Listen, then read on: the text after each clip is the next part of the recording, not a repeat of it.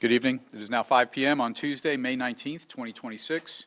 This meeting of the Killeen Independent School District Board of Trustees is now called to order.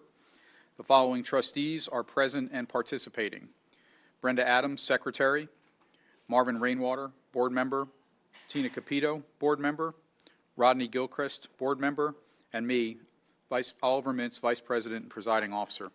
Absent and not participating in this meeting are Brett Williams and Susan Jones. For the record, a quorum has been established and is present. A recording of this meeting is being made and will be available to the public at a later date. We are also streaming this meeting on our cable channel 17 and on the district's webpage. As a reminder, anybody wishing to speak at public forum must submit their sign-up sheet at this time. Ms. Weaver, I have two sheets, and we have two more coming. Okay. The board will now hear comments from those who have signed up to speak. Per board policy, each public comment is limited to 3 minutes.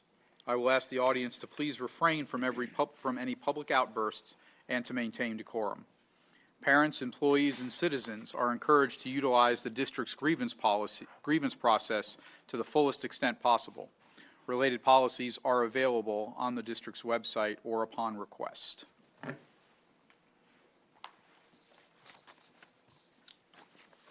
The first person I have signed up is Ms. Tiana Quick. Ma'am, if you could please just state your name and where you reside, and your 3 minutes will begin. Tiana Quick, I'm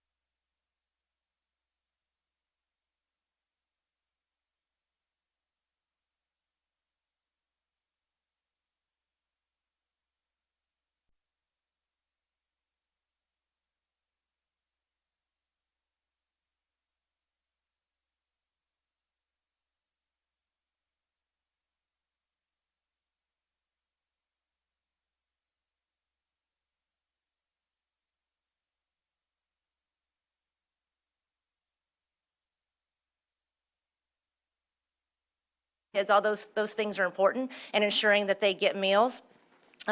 We want to make sure that the time that we're spending with them is having an impact. So we focus on 4 primary outcomes.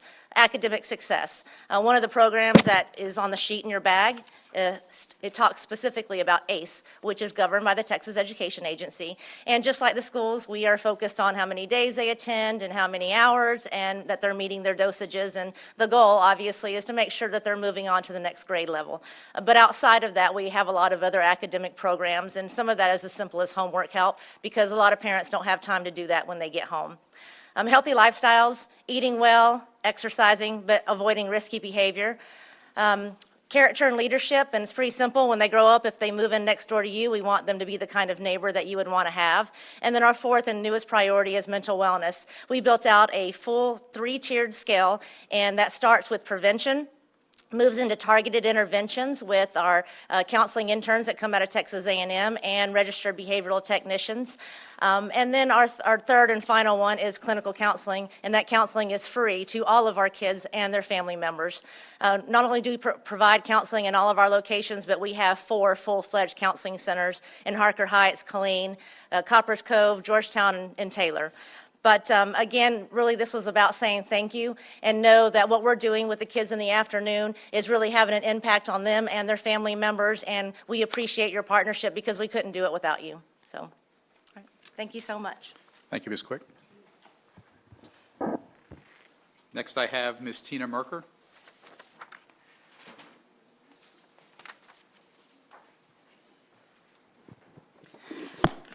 Tina Merker, Killeen, Texas.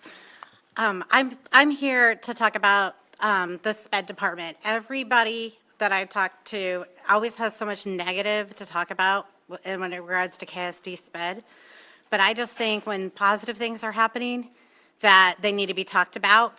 My son is an example of what needs to be talked about as far as KSD SPED department. When he was in elementary school, he was a CD student that was a behavior issue, 20 referrals average a year. I got him diagnosed as with autism in third grade, and his teacher was amazing once we got him on an IEP plan.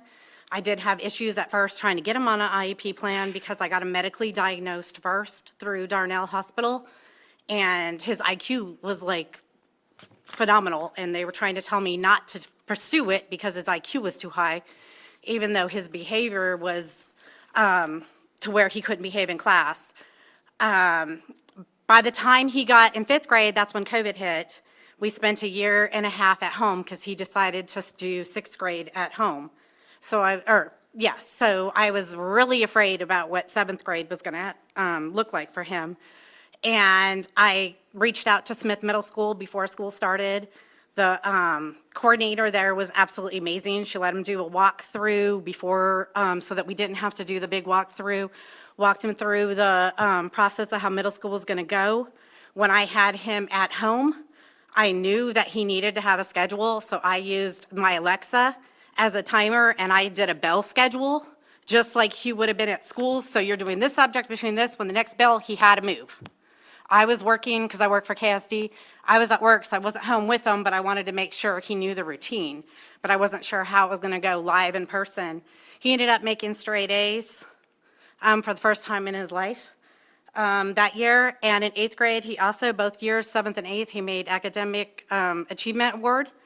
Then high school came, and I was really worried about what the high school transition was going to be going to Shoemaker. Everybody kept telling me, don't put him in Shoemaker, don't put him in Shoemaker. But my heart told me to, because I knew the teachers. Both my girls graduated from there, and they were both straight A students. So I went with my gut, and I put him in Shoemaker High School. He ended up being, he's a junior right now. He went from an IP to a 504. He's in the STEM Academy, and he's going to the college, CTC, and he's a straight A student again. And I did a lot of work putting him in therapy and all the other things that I needed to do as a parent, but if I wouldn't have had the school system doing their part, he would not be where he is today. And I just want to thank you. Thank you, Ms. Merker. Next up, we have Mr. William Gilstrap.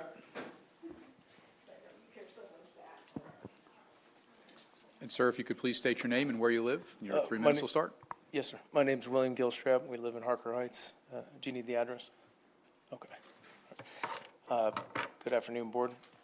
I'm here as one of the sponsored parents for Manuela Alves. She's our foreign exchange student, and we have grown to love this special person, and she has, at every opportunity, demonstrated that she's a part of this community and has really shown some incredible grit that I think it would be difficult for even me at that time in my life, trying to step out of my personal community into a different one in a different country, speaking a language that isn't her own, and attempting to reach grades of excellence and excellence of character that she's demonstrated. At this time, she's being told that she cannot walk with her graduating class. Dr. Buckley, I believe you replied to an email. I hope I didn't wear you out with my lengthy response. We're still not entirely sure why she's not allowed to, excuse me, I'm losing my voice, why she's not allowed to walk with her class. I think it's just frustrating and upsetting, not fully understanding the scope and of what's occurred here, but it can't be for lack of achievement of grades that are well enough or excelling in yes, sorry, this is my train of thought, for lack of excelling, because we see her grades, and even from the beginning, we had asked the school back in September when she got here, what was it that she needed, if anything, to be able to graduate with her cohort. And then we asked again, even in the winter, moving into the semester, what it was that she was needing to accomplish, if anything, in order to graduate with her cohort. And at this time, we're not really looking for her to even receive a diploma. We just want her to make the memory and walk with her class and be a part of that group that she spent this whole year with. And I think, exceptionally tragic not to be able to make that memory, since in the Southern Hemisphere, Brazil is where she's from, her class has already graduated as of December. So she is going to be unable to make those memories in any case. And I think that's exceptionally tragic, especially for a person of her quality. And yeah, so I guess I'm just here trying to make that statement again, that whatever it is that it seems to be that we're told she is not possessing at this time to graduate or walk with her class, we just hope that we can find a way forward that she might be able to. Thank you. Thank you, Mr. Gilstrap. Next up, we have Manuela Alves.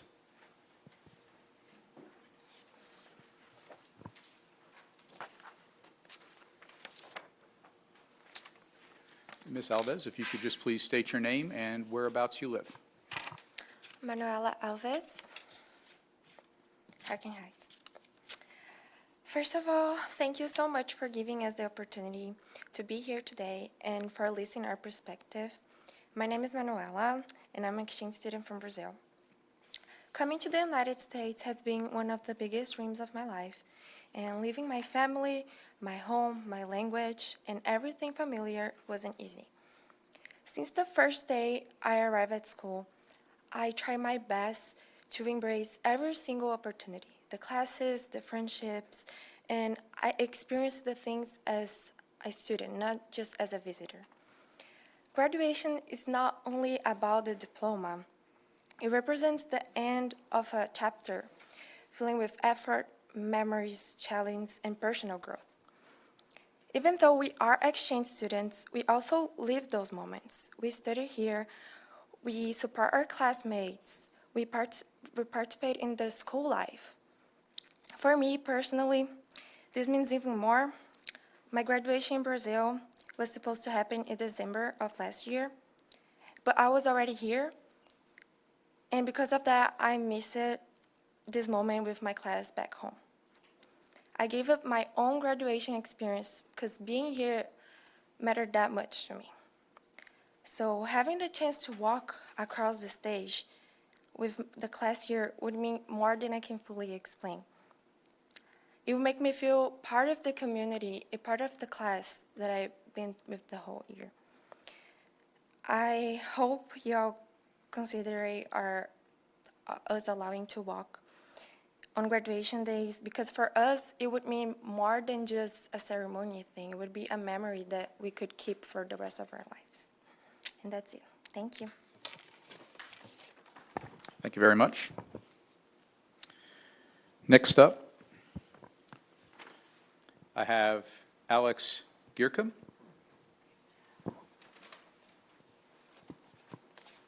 And ma'am, if you could please just state your name and where you live, and your 3 minutes will begin.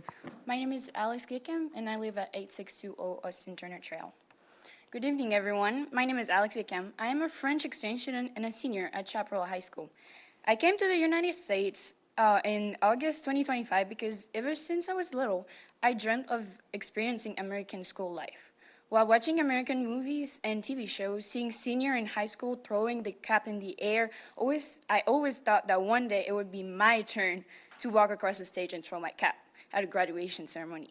Being an exchange student has made that dream feel incredibly close to reality. That's the reason why I'm standing in front of you tonight. I want to ask you to review the KASD policy about exchange students participating to the ceremony. First, I want to make myself very clear. I am absolutely not asking for a diploma. I completely understand that I'm not graduating from an American high school academically, and I respect that. I'm only asking for the chance to participate in the ceremony and walk with my senior friends I made throughout this year. Since my first day, I have fully committed myself to this school and this community. I earned an academic award for my grades, and I earned my CCMR. I joined varsity cheer and played varsity tennis. I attended football games, senior events, and school activities. Because I was enrolled as senior in the beginning of the year, I could participate in every senior activity, but the most significant one, graduation. Allowing senior exchange students to be recognized during graduation with a certificate of senior year participation or attendance instead of a diploma would honor their experience while fully respecting academic requirements. So tonight, I'm simply asking you to let senior exchange students finish the journey they were invited to begin by reviewing the KISD policy and allow senior exchange students to participate in the ceremony while specifying that they will not earn a diploma but a certificate. Thank you for your time and consideration. Thank you, ma'am. And finally, I have Caria Flores.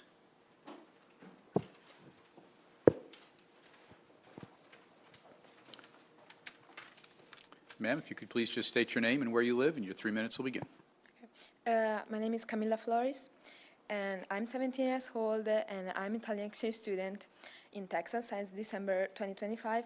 Ever since I was a little girl, and I studied in American school, and I became part of a graduation ceremony, as I had one of my biggest dreams. I came to the United States and not only discovered a new culture, but also learn English, because before this experience, I was not confident speaking in the language at all. This year has changed me a lot, and is helping me grow, become more independent, and feel part of something bigger. I try to like the full American school experience. I support our school teams as basketball, as soccer, and baseball, and softball. And I also had opportunity to play volleyball for a school. Those moments made me feel included and welcome to connect in this community. And I completely understand the exchange student can receive the American diploma, and this is not what I'm asking for. I'm only asking for you to review the KISD policy and the opportunity to take the part of the graduation ceremony with the classmates I have shared the uncomfortable years with. For me, the graduation is not just a ceremony. It's representing a dream, the end of an incredible journey, and I memory will carry with me of my rest of my life. Thank you. Thank you, ma'am. Mr. Harper, Mr. Weaver, do we have anybody else signed up? Okay. As we have no one else signed up for public forum, I am closing public forum. The board will now convene in closed session for agenda item 2A, consultation with the district's legal counsel regarding pending litigation, a settlement offer, or other issues confidential under the attorney-client privilege as allowed by Texas Government Code 551.071. Agenda item 2B, deliberate the purchase, exchange, lease, or value of real property as allowed by Texas Government Code 551.072. Agenda item 2C, deliberate the appointment, employment, evaluation, reassignment, duties, discipline, or dismissal of a public officer or employee as allowed by Texas Government Code 551.074. Agenda item 2D, deliberate a matter regarding a public school student in which personally identifiable information about the student will necessarily be revealed as allowed by Texas Government Code 551.0821. And agenda item 2E, level 3 parent grievance as allowed by Texas Government Code 551.071 and 551.0821. No voting will take place in closed session. Any action the board wishes to take as a result of discussion in closed session will take place after the board reconvenes in the open meeting. The time is now 5:18 p.m. and we are in closed session.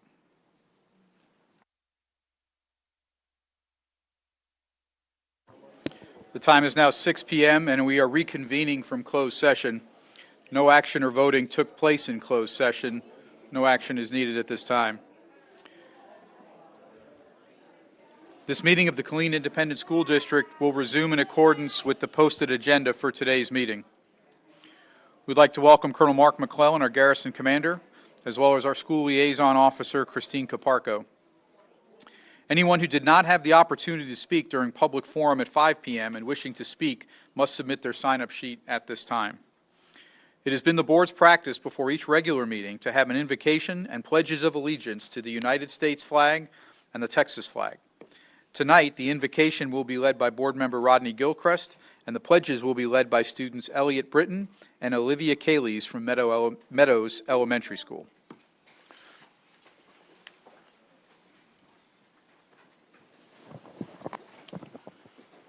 Would you bow with me? Father, we thank you for this gathering of the leadership of our district. We pray your blessings upon this meeting, and may the discussions and the decisions that are being made tonight result in progress and advancement for all our students.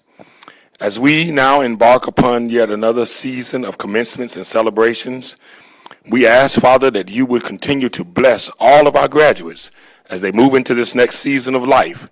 Help them to know that although high school is concluding, learning is a lifelong process. And in closing, Father, we pray for a safe and fun summer for all of our staff and returning students. May they all return, recharged, and reinvigorated for the new school year in August. In Jesus' name, amen.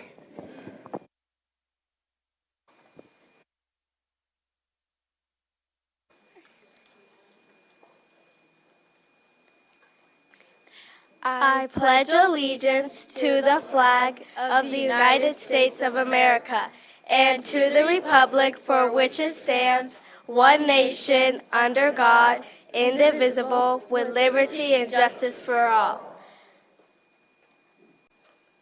Honor the Texas flag. I pledge allegiance to the Texas, one state under God, one indivisible. Thank you, ladies. You may now be seated. A recording of this meeting is being made and will be available to the public at a later date. We are also streaming this meeting on our cable channel 17 and on the district's webpage. We will now go into our honors and recognitions. Ms. Rudolph. Good evening. As you guys are making your way to the front for pictures, I want to let you know we're excited tonight to celebrate students and staff who are doing some amazing things in Killeen ISD. A quick reminder, official photos from tonight will be available after the meeting on our website, www.killeenisd.org/photos. We have a full house tonight. We're excited to get started. So to begin tonight's recognitions, we're proud to celebrate student athletes who have earned academic all-state honors for excellence both in competition and in the classroom. So the Texas High School Coaches Association and the Texas High Schools Women's Powerlifting Association, they present these honors to seniors who demonstrate outstanding academic achievement, strong character, and dedication to their sport. To earn this distinction, these students maintained an impressive GPA of 92 or higher while balancing the demands of practices, competitions, travel, and academics. Tonight, we proudly recognize these outstanding student athletes and celebrate their hard work, discipline, and achievement. First up, from Chaparral High School, please welcome Aviana Borja, track.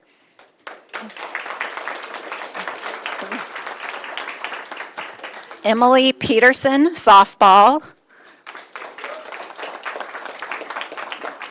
Levi Robinson, soccer.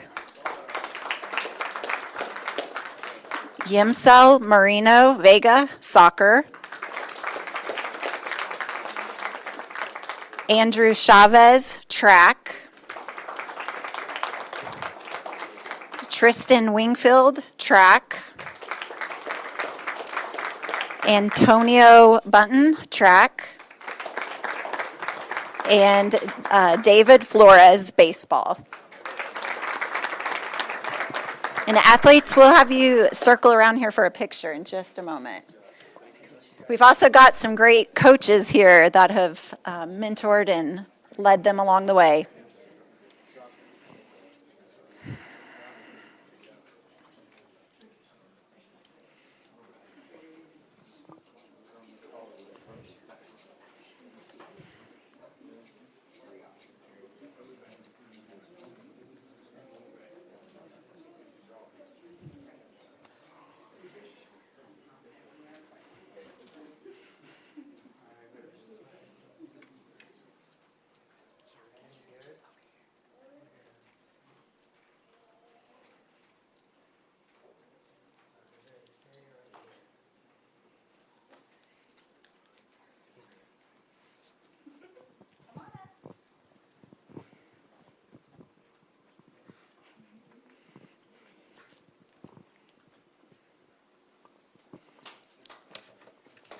Congratulations.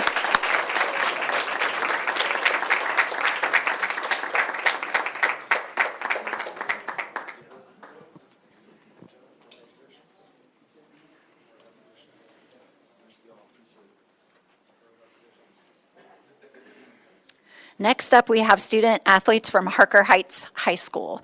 Aaliyah Harris, powerlifting.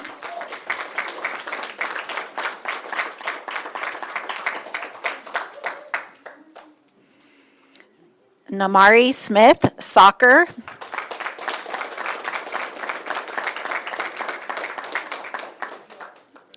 Israel Valdez Munoz, soccer.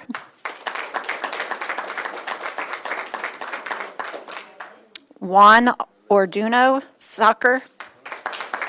Orduna. And Matthew Bryan, soccer.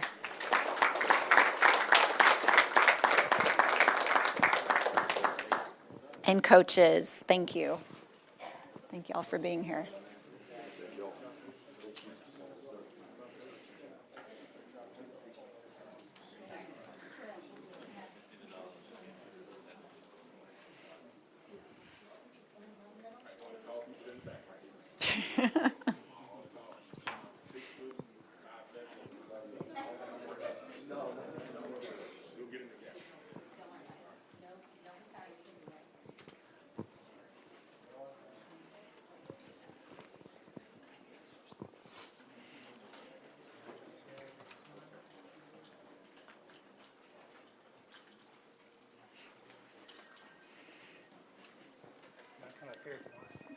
Couple more parents.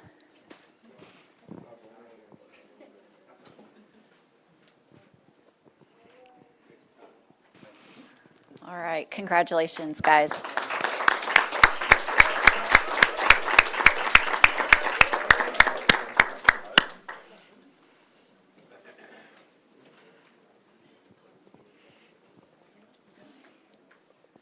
Next up, we have Shoemaker High School. Alyssa Dell, powerlifting.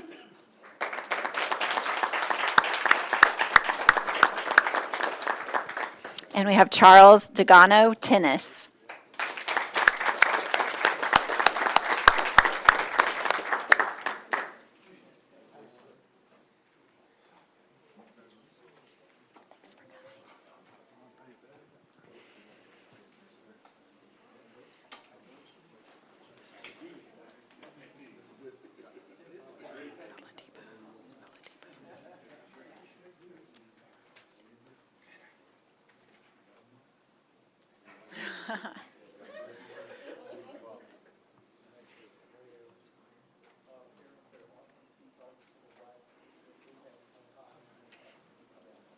Great job. Hold it. Okay. All right, thanks, y'all. And from Ellison High School, we have Jade Oladipo, basketball. And we have Hannah Stowers, soccer.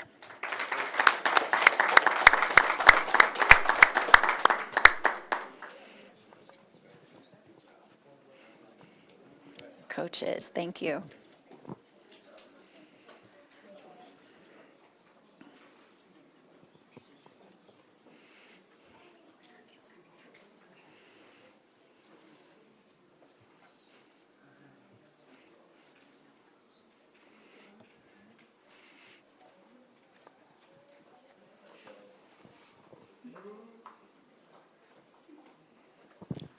Congratulations.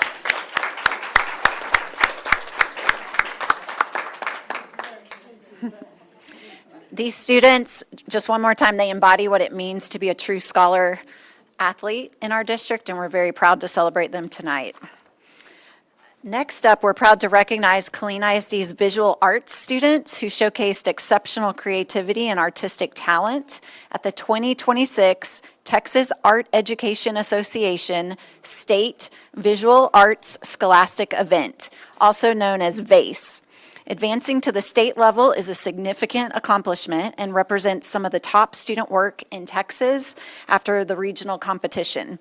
This year, 15 Killeen ISD student artworks advanced to state adjudication, and 11 entries earned a rating of 4, the highest non-Gold Seal rating awarded at the state level, earning those student recognition as all-state artists. Congratulations. So tonight, we proudly celebrate these high school students for their outstanding achievement and dedication. First up, from Harker Heights High School, under the direction of teachers Miranda Meyer and Donald McNeish, congratulations to Layla Fernandez. Layla Torres Mendoza. Marcy Leon Valencia. And Isabella Shepard.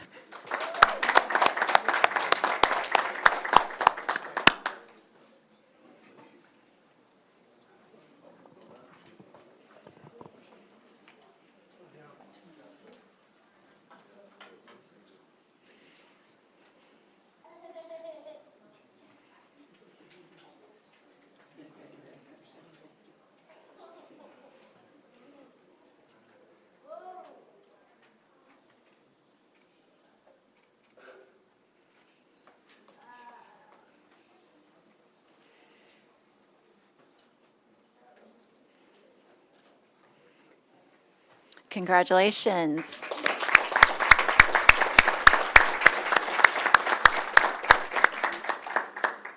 From Shoemaker High School, led by teacher Xavier Salter, we have Lila Rodriguez.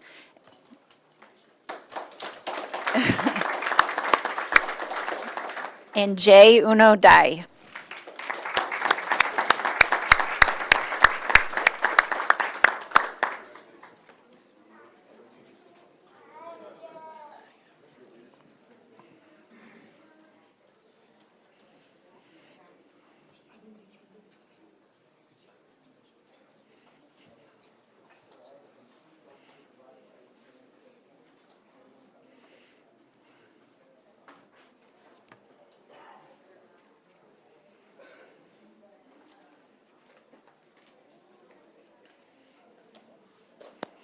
Congratulations.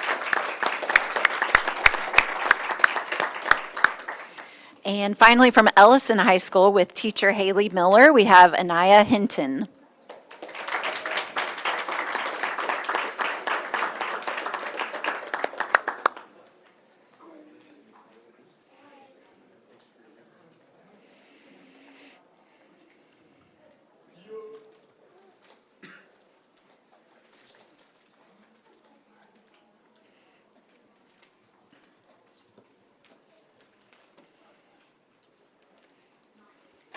All right.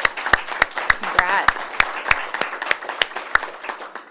So trustees, you might wonder how we have so many high school artists winning at the state level. Well, guess what?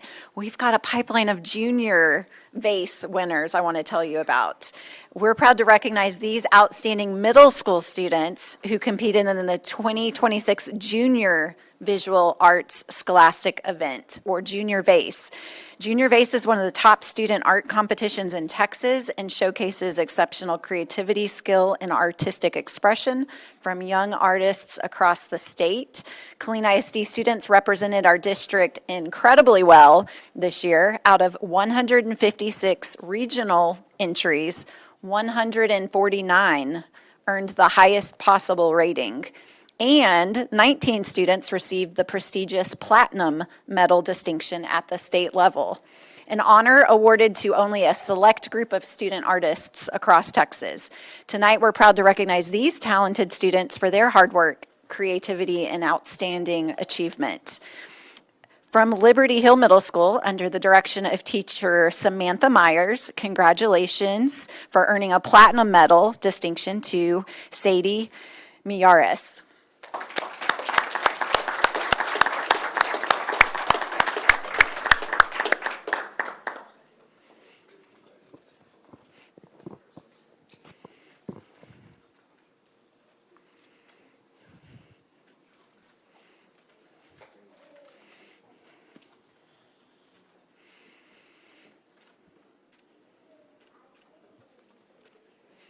Congratulations, Sadie.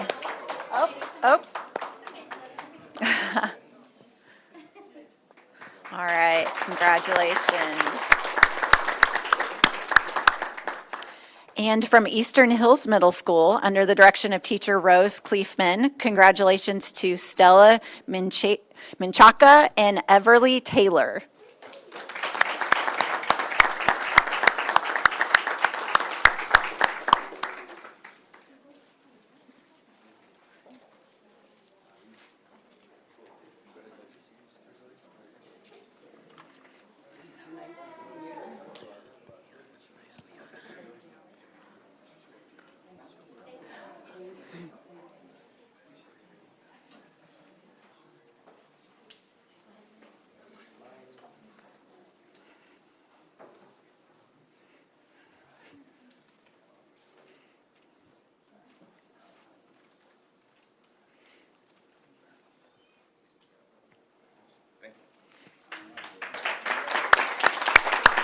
Congratulations. All right. And from Union Grove Middle School, under the direction of teachers Ronald Cresswell and Jordan Love, congratulations to Cassidy Smith, Casey Sutton, Nicholas Ross, Elizabeth Lorne, Isabella Ortiz Hurtado, Kaimani Owens, Emily Roldan, Henry Coleman, Maya Liana Ramirez, and Zoe Gibran.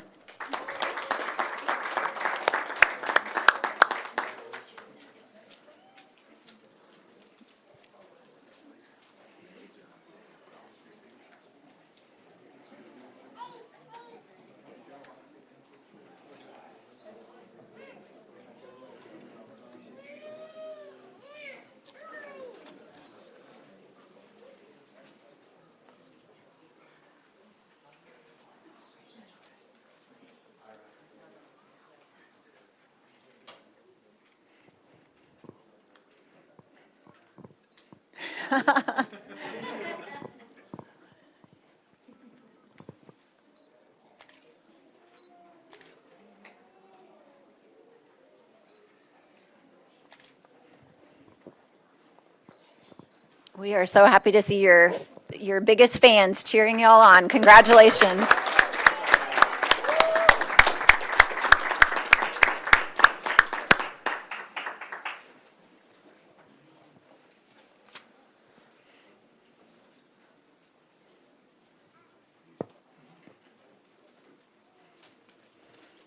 We're going to have a lot of this great artwork on display in the new administration building, so I can't wait to see it there. Also from Rancier Middle School, under the direction of teacher Kendall Crossley, we want to say congratulations to Amari Dixon.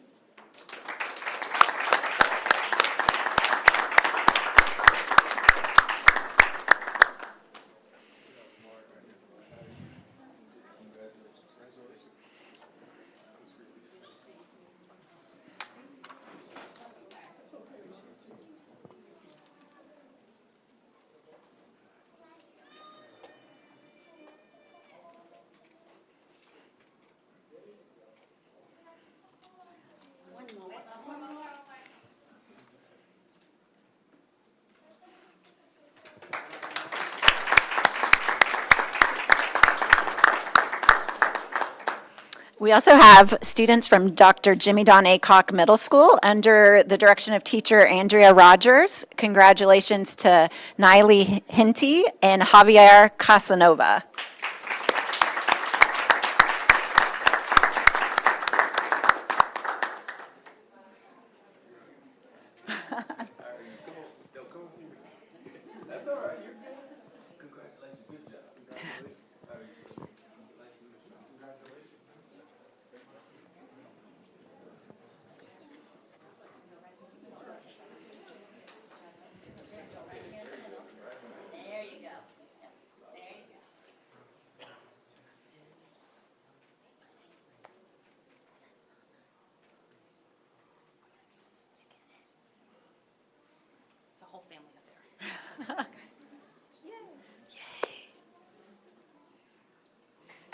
Congratulations.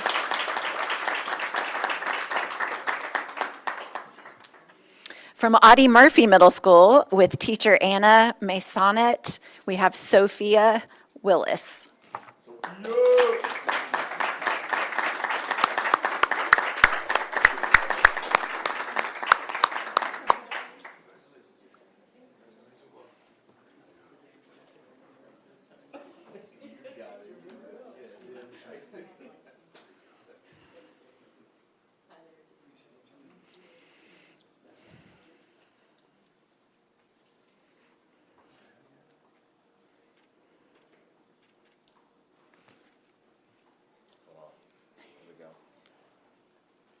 Yeah, I just wanted to make you wait.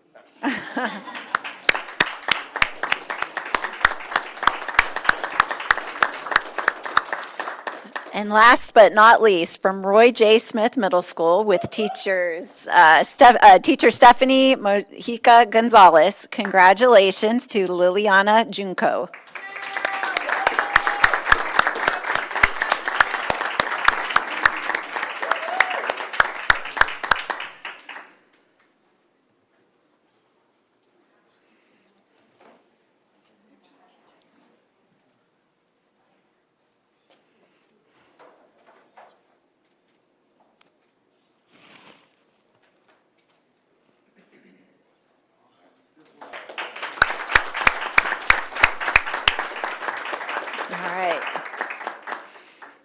And next, we are proud to recognize Chaparral High School's Bobcat Drama Program for earning recognition on both the state and national stage for excellence in theater education and performance. Chaparral High School was recently named a National Premier School for Theater Education by the Educational Theater Association, a prestigious, yes, it's a very prestigious national honor recognizing schools that provide exceptional theater education opportunities and experiences for students.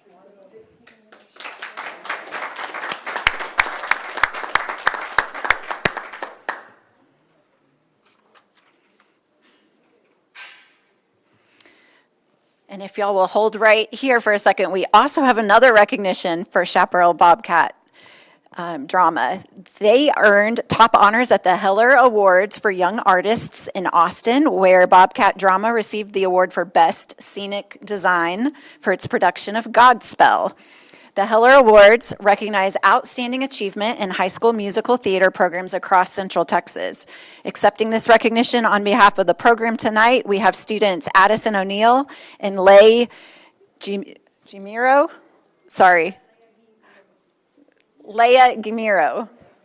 Thank y'all.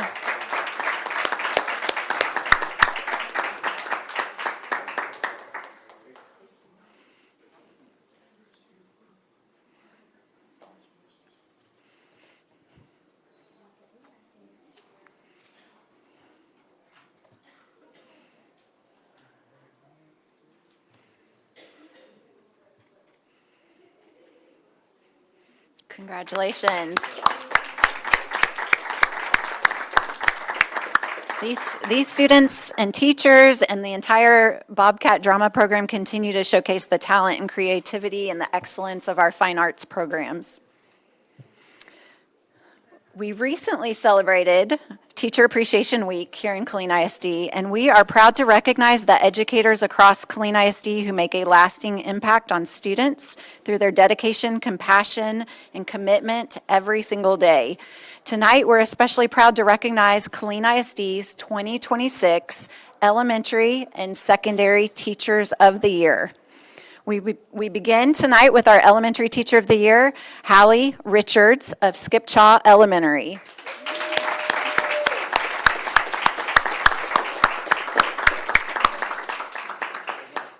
Ms. Richards is a fifth grade math and science teacher with 14 years of experience in education and is known for creating meaningful learning experiences that connect classroom lessons to real-world skills.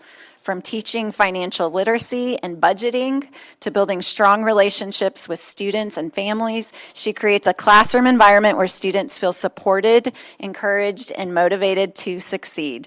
Her impact reflects the heart of education in Killeen ISD, building confidence, creating opportunity, and helping students reach their full potential. Congratulations, Ms. Richards.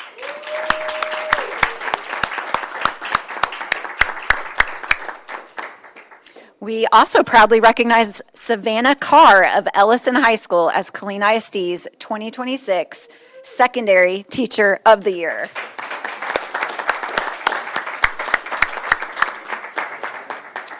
A proud Killeen ISD graduate, Ms. Carr is known for creating engaging and creative learning experiences that bring literature to life for her students.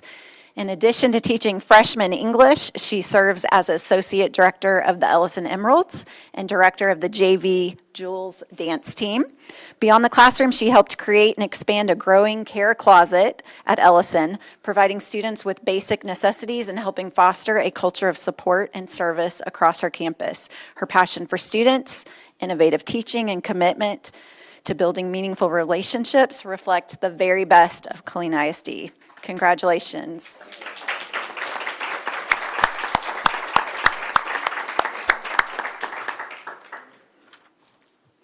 Next, we're going to shift gears. We're proud to recognize 2 Killeen ISD transportation team members whose skill, professionalism, and commitment to student safety have earned statewide recognition. After earning top honors at a regional competition, bus drivers Frank Walker and Tina Sutton advanced to the 2026 Texas Association for Pupil Transportation School Bus Driver Safety Competition, also known as the rodeo. Y'all want to come on in? Let me share a little bit about this competition. At the competition, they faced exams covering traffic laws and commercial driver regulations, as well as a pre-trip inspection where they had to correctly identify safety deficits. They also maneuvered buses through a demanding obstacle course, which with being judged on their parallel parking, backing up, and navigating railroad crossings and student loading and unloading.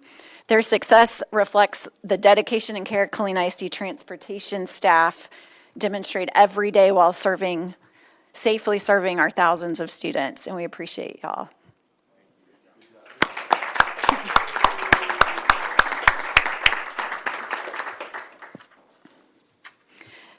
And next, we are proud to recognize the Killeen ISD School Nutrition Department for earning multiple statewide honors that reflect innovation, leadership, and a strong commitment to supporting students.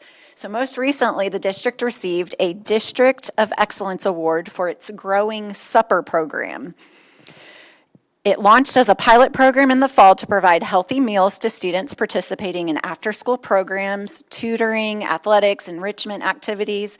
When it started, our school nutrition team averaged serving about 1,000 suppers weekly. In just a few short months, the program has grown to more than 33,600 meals served each week across 49 campuses. On average, more than 6,700 students participate daily. In support of the Supper Program initiative, Dairy Max, on behalf of local dairy farmers, awarded Killeen ISD $31,500 in grant funding last spring to purchase equipment to help launch this program. And tonight, we are happy to welcome Shelly Avant from Dairy Max with us to present an additional award to our school nutrition team. We also have Steve Smith, our Executive Director for School Nutrition, Stephanie Russum, our Director, and Coordinator Anissa Brown. Yes, thank you. I'm Shelly Avant, Partnership Manager for Dairy Max. So on behalf of the dairy farmers, thank you for allowing us to be here this evening to recognize this amazing team.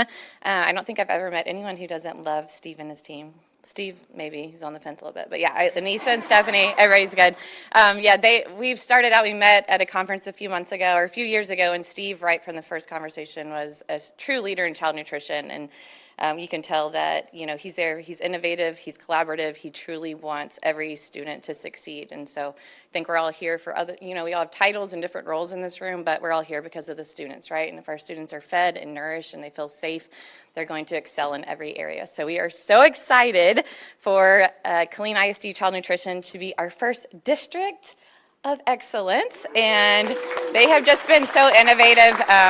Yeah, they are, yes, keep clapping. They're also part of our National Dairy Council Whole Milk Pilot that they are taking part of. And so you guys know they've expanded supper so that every student now has access to a nutritious meal. So we are so excited to continue the partnership and really proud of the innovation that you guys have.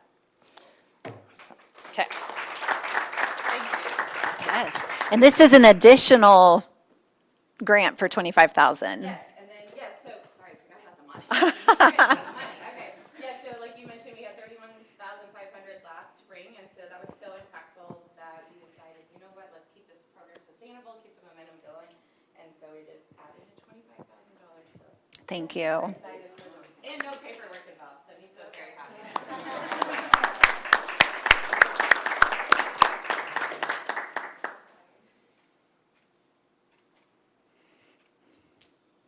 Thank you all so much. Thank you.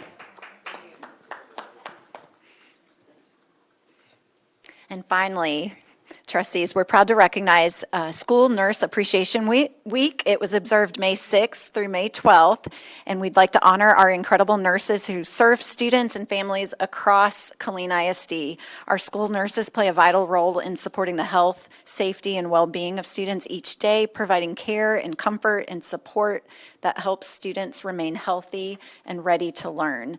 Tonight, we proudly recognize and thank all Killeen ISD nurses for the difference they make in the lives of our students and families every day. Accepting this recognition on behalf of the entire department is Joniette Maya, Director of Nursing and Health Services. And we also have here tonight Iris Felder, our Executive Director for Administrative Services.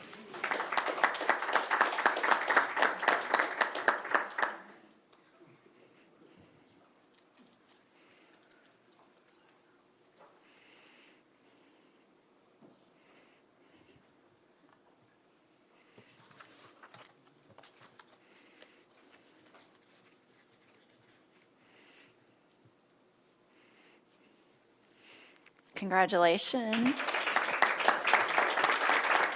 And thank y'all for celebrating with us tonight. It's May, we had a lot, but it's great. We love to see it. Thank you.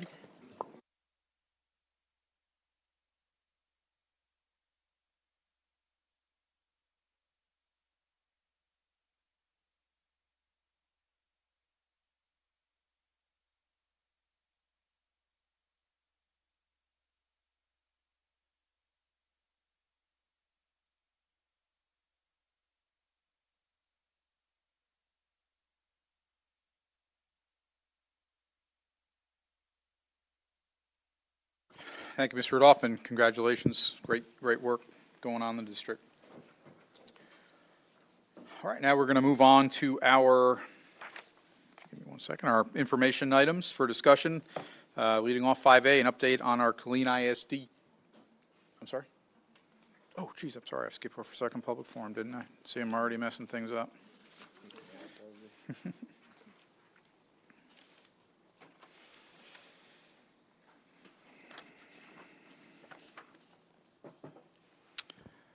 I apologize. So we do have one more item for public forum, and I have Mr. Tyler Smith.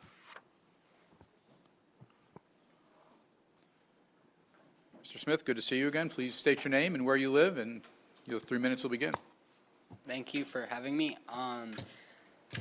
My name's Tyler Smith. I live on 3508 Salt Fork Drive, and I was here to talk about the foreign exchange students being able to graduate again.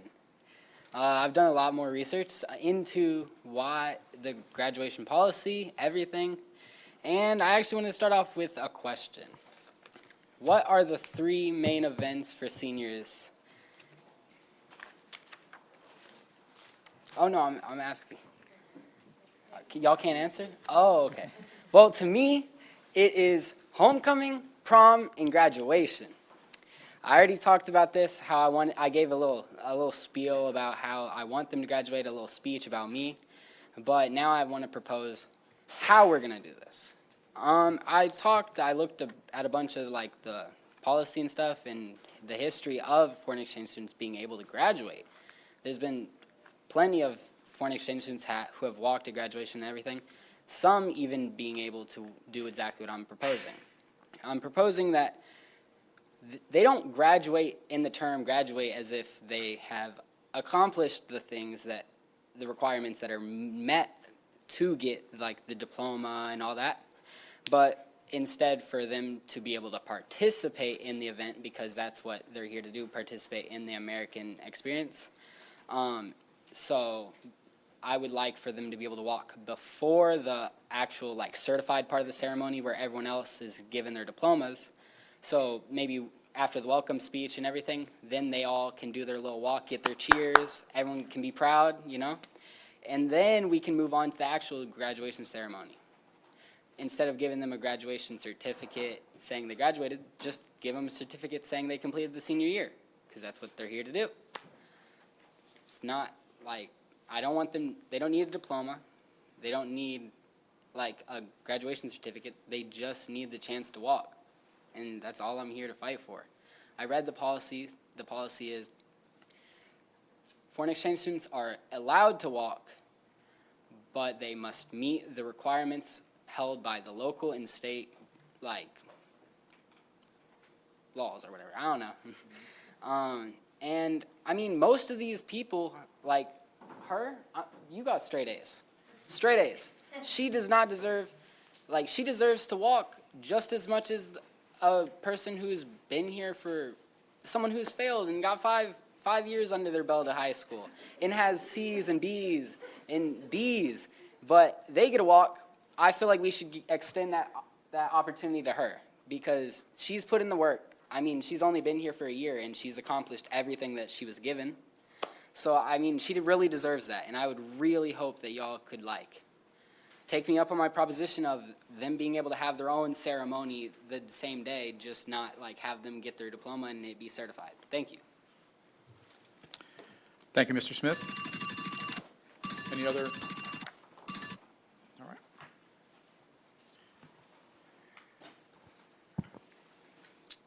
As we have no one else signed up for public forum, I'm closing the 6 p.m. public forum. We will now move on to the information items for discussion. Information item 5A, Dr. Hinojosa.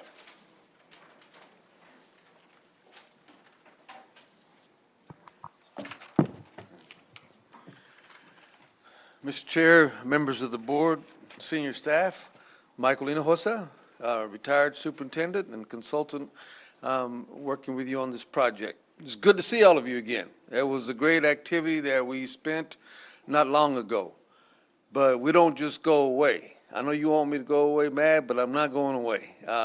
And after 27 years, I miss board meetings, maybe a little bit, maybe not. But I'm sure I'm glad to see all of you, and I'm proud of your work. And so what I wanted to do, I met with your board president and your superintendent, and we want to make sure that we stay on top of things with what you asked us to help you do. And last time we met, we talked about you can't boil the ocean. If everything is important, nothing's important. And so we took you through an activity, and you came up with 3 big rocks that you need to focus on. And I'm going to tell you, I've done this with about 15 school districts this year. You're the only one that has kept the main thing, that all of yours were about academics. So I'm very proud of you.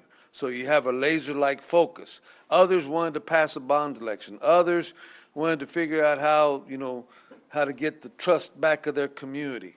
And so every district is different. So we don't have a cookie-cutter approach. We let these priorities be yours. Now, there's a lot more behind this, but these are the 3 big rocks that you have agreed to work on through this year. Let me start with the first one at the top. You're concerned about your middle school performance. This one is the urgent one. There are things that are important, there are things that are urgent. For many obvious reasons, this is urgent. So we're going to talk about that in a little bit. Your middle one is to improve childhood literacy and numeracy. This is not only urgent, it's important, because this is the long game. Because if you learn to read, you can read to learn. If you learn not to be afraid of math, you're going to love math. There's this myth that certain kids don't do well in math. It's a myth. If given the right tools and the right experiences, this can be robust. But the middle school is a short-term goal right now for obvious reasons. This one is a long-term goal, the middle one. But the real main one is the bottom one, because that's the foundation. If you have great Tier 1 instruction, then you won't have to worry about pulling kids out and catching up and doing other things. So you came up with these. These are yours. These are not ours. And so since then, we've been working behind the scenes to make sure that the momentum continues. So how have we done that? The items that have a check mark have already been done. The items that have a square are to be done. The first one, Andrew Kim met with your staff on April the 20th and set up some academic leadership opportunities, look at data to organize the performance. Good things happen by design, not by accident. When you build a school, the design is very important. A lot of times we complain about results, but the results are a product of whatever design element we put into them. So, looking at the data, and then last week, Mr. Kim came back. I tell him, man, I've got a great life and a great wife. And I tell him, Andrew Kim, you ain't got a great life and you ain't got a wife, so all you do is work. And that's why he was here with you twice already. And he was here last week and he facilitated a master plan calendar so that you organize your system to get the results and accomplishments that you want. And it was robust. And so now the next step, and you're going to start tonight after I leave, because see now at board meetings I get to go and y'all have to stay. But after tonight, you're going to start the goal process. And there's going to be a draft. And then Ben Mackey is in the process of being in contact with your superintendent to start setting up these goals. But then the board's job is to monitor progress. And we're going to develop a calendar so that you can be up to date about where all of this is going. And so that will be the schedule. Once your data comes in, Mr. Kim will be back in June to look at your data, to see what ladders of success need to be put together to evaluate your performance. All of us love education. We don't love the STAR test, but it is what it is at this point. And in Texas, we're the godfathers of accountability. We started this in the 1990s when I was a baby superintendent. We gave it to George Bush and Rod Page, and they took No Child Left Behind and everybody, and that didn't necessarily work. But the best thing about No Child Left Behind and accountability is that you cannot hide in the aggregate performance of all of your student groups. You're held accountable for all of your student groups. So you can't just say you have a great high school because your aggregate performance is good. That means you have to be held accountable for all your students. And that's what we're going to pick apart, organize your meetings with your principals for the upcoming academic year. And then you're going to, once again, the board's going to be back monitoring progress. Andrew had this meeting this week and last week, and I'm really glad that he had the opportunity to work with your team. Used to set up a lot of systems, and got a lot of people involved, and some of the activities, they had a student performance ladder. They defined leadership retreats, how you organize your work, who does it. A lot of people have professional learning communities. It's such a common term, it becomes an acronym, PLC, but nobody knows what it really does. If you're meeting with your key people and they're talking about operational stuff, you're failing right there. There has to be rigorous discipline in what you talk about when you have your top teams in there looking at your data. They talked about this monitoring calendar, embedded professional development, on and on and on. And so, after the meeting was over, Andrew asked for some feedback. And just like we did with you, what things did you learn, what things did you like, and what thing are you still wondering about? And so I'm just going to share one of each with you so you know what the feedback was to Mr. Kim. One of the learning was, while mainly important, not all meetings are focused on moving the needle in academics. That was a learning, that the epiphany that the team had. Second, what did you like? The honest dialogue and how the tips were expressed along the process. When you start using the word dialogue, okay, so here's consensus. I've defined consensus. And it's the difference between dialogue and discussion. Discussion is, let me convince you I'm right. Dialogue is not your way or my way, it's a better way. So when you start having true dialogue, now people are thinking, how are we going to really get this done? And then the wondering, will this process become institutionalized? And so you can check with your team independently after I'm gone to see what the feeling was, but I'm very confident that you're going to be able to handle many of these strategic priorities because of the commitment, the engagement, and the direction from the board. They could go be chasing other rabbits, but now you're chasing the right stuff. And some of this stuff, you have to have instant success to be in local control of your community and of your school district. But the most important thing is long-term success. Don't be fooled by, you got to have some quick wins. You know that, and that's why you put them up there. But the most important thing is the long-term success. The science of reading. Science of reading is really important. But also when you have English learners, you have to augment the science of reading. Because there are certain things in other languages that are not in English, but you have kids that have other languages. Organized, aggressive, instructional observations. I like the fact that Andrew used the word aggressive. Aggressive instructional observations. You got to know what's going on in the classroom so that you make sure that all the kids get all the good stuff. And then you have to create a Tier 1 instructional focus, which you have put at the top of your priorities. And in fact, it was number one, and you were in violent agreement about it. That was what was so amazing. This is the one district that was very clear about what this board expects. So this was the focus question. What are the major challenges and threats that Killeen ISD must overcome in the next 18 months? And I'm here to tell you that everybody's taking this thing seriously, and we'll be back to report progress, and you may also need to have some more support in your goal setting so that we're measuring the right stuff. But that concludes my presentation. I'll be glad to answer any comments, questions, concerns that the board may have. Questions from the board?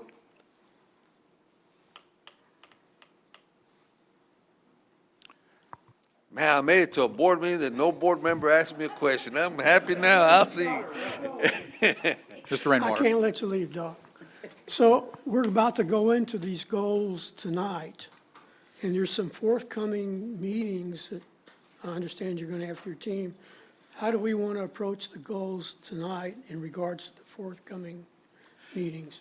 Yeah, you're not going to vote on them tonight, but you give your staff some direction of what, yeah, this is kind of headed in the right direction, and then we'll come back with an organized system of how to execute.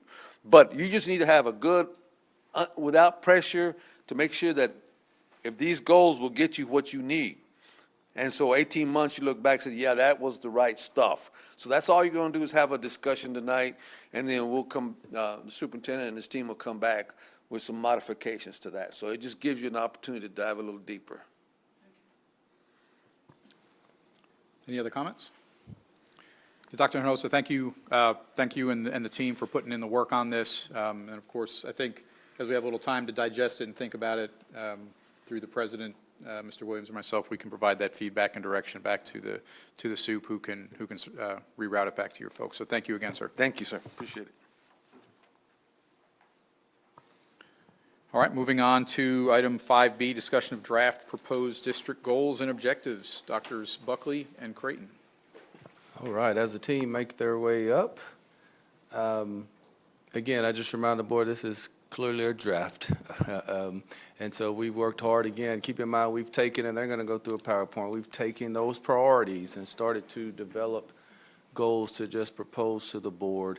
And we've also begun, but we didn't want to change course. Here you go. If you would take one pass.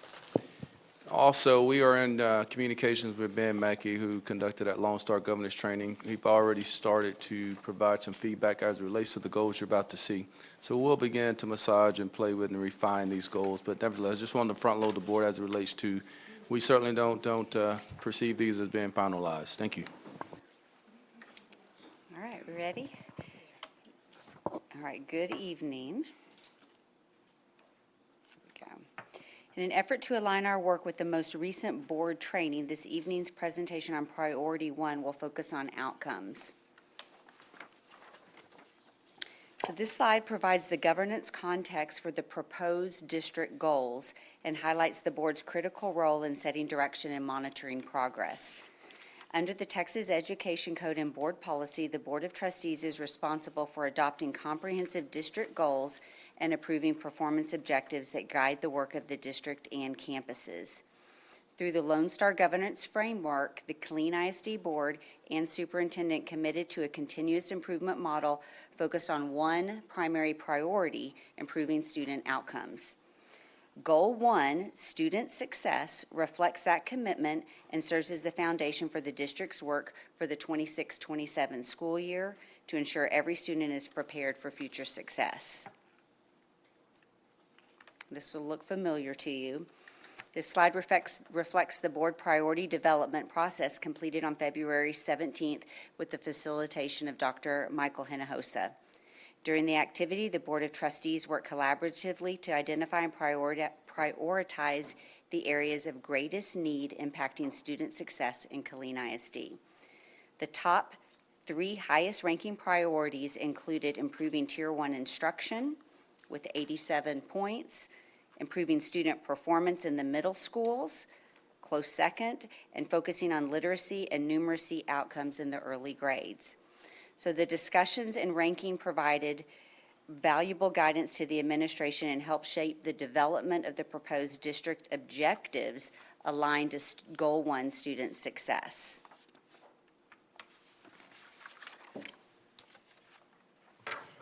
After you identify priorities, we used those to create areas of focus or objectives under Goal 1 student success. So when it comes to strengthening Tier 1 instruction, an area of focus will be that teachers will attend targeted professional development and campus administrators will complete the walkthroughs on those teachers and then provide specific actionable feedback designed to improve instructional practices. As it relates to accelerating middle school achievement, 3rd through 9th grade students will score meets, grade level, or above on reading and language arts STAR assessments. And when it comes to improving early childhood literacy and numeracy, the area of focus will be that students will score students in pre-kindergarten through 2nd grade will meet literacy and numeracy proficiency as measured on their universal screeners and progress monitoring tools. Now, even though post-secondary readiness was not one of your priorities, we thought that it was critically important to include this because it directly reflects high school success and post-secondary readiness. So we took the priorities, combined those with the areas of focus or objectives, and aligned those to district goals. So when it comes to strengthening Tier 1 instruction, that will be connected to Objective 1 for the goal of student success.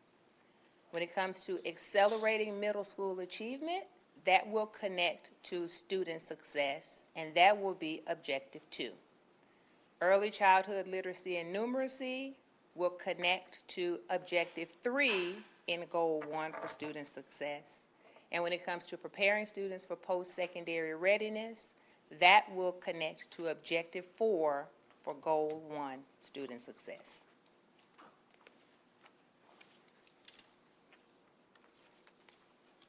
So Goal 1, student success.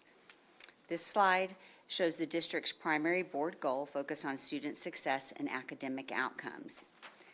It was expanded by the wording of the goal to ensure it's broad, district-wide, and not tied to a specific timeline.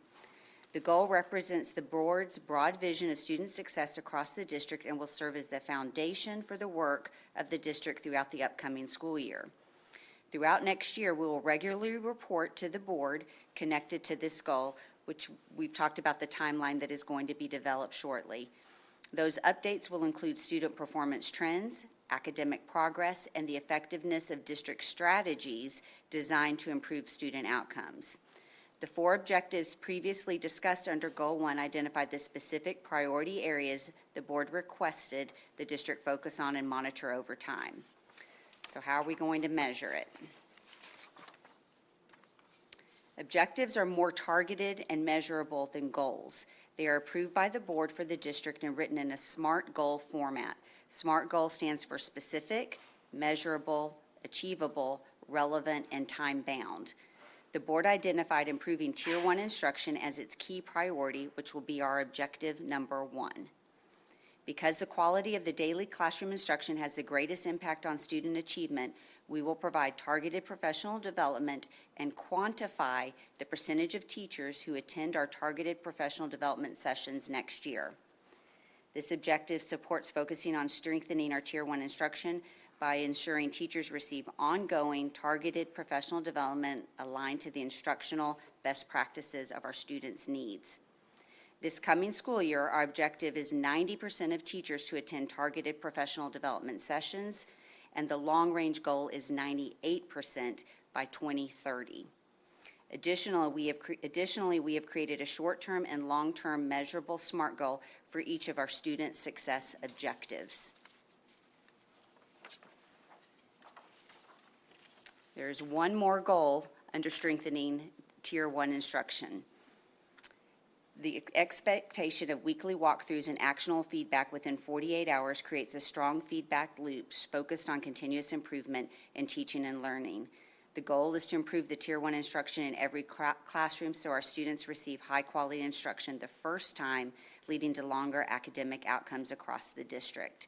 Therefore, the short-term measurable SMART goal for 26-27 school year is that 90% of campus administrators will complete 8 weekly classroom walkthroughs and provide specific actionable feedback within 48 hours. The goal is to increase it to 100% by 2030 for the school year as our long-term goal. Objective 2, our second objective, aligns to the board's focus on improving student performance in reading, language arts, and mathematics, particularly at the middle school level, through the STAR and Algebra 1 EOC performance at the MEETS level.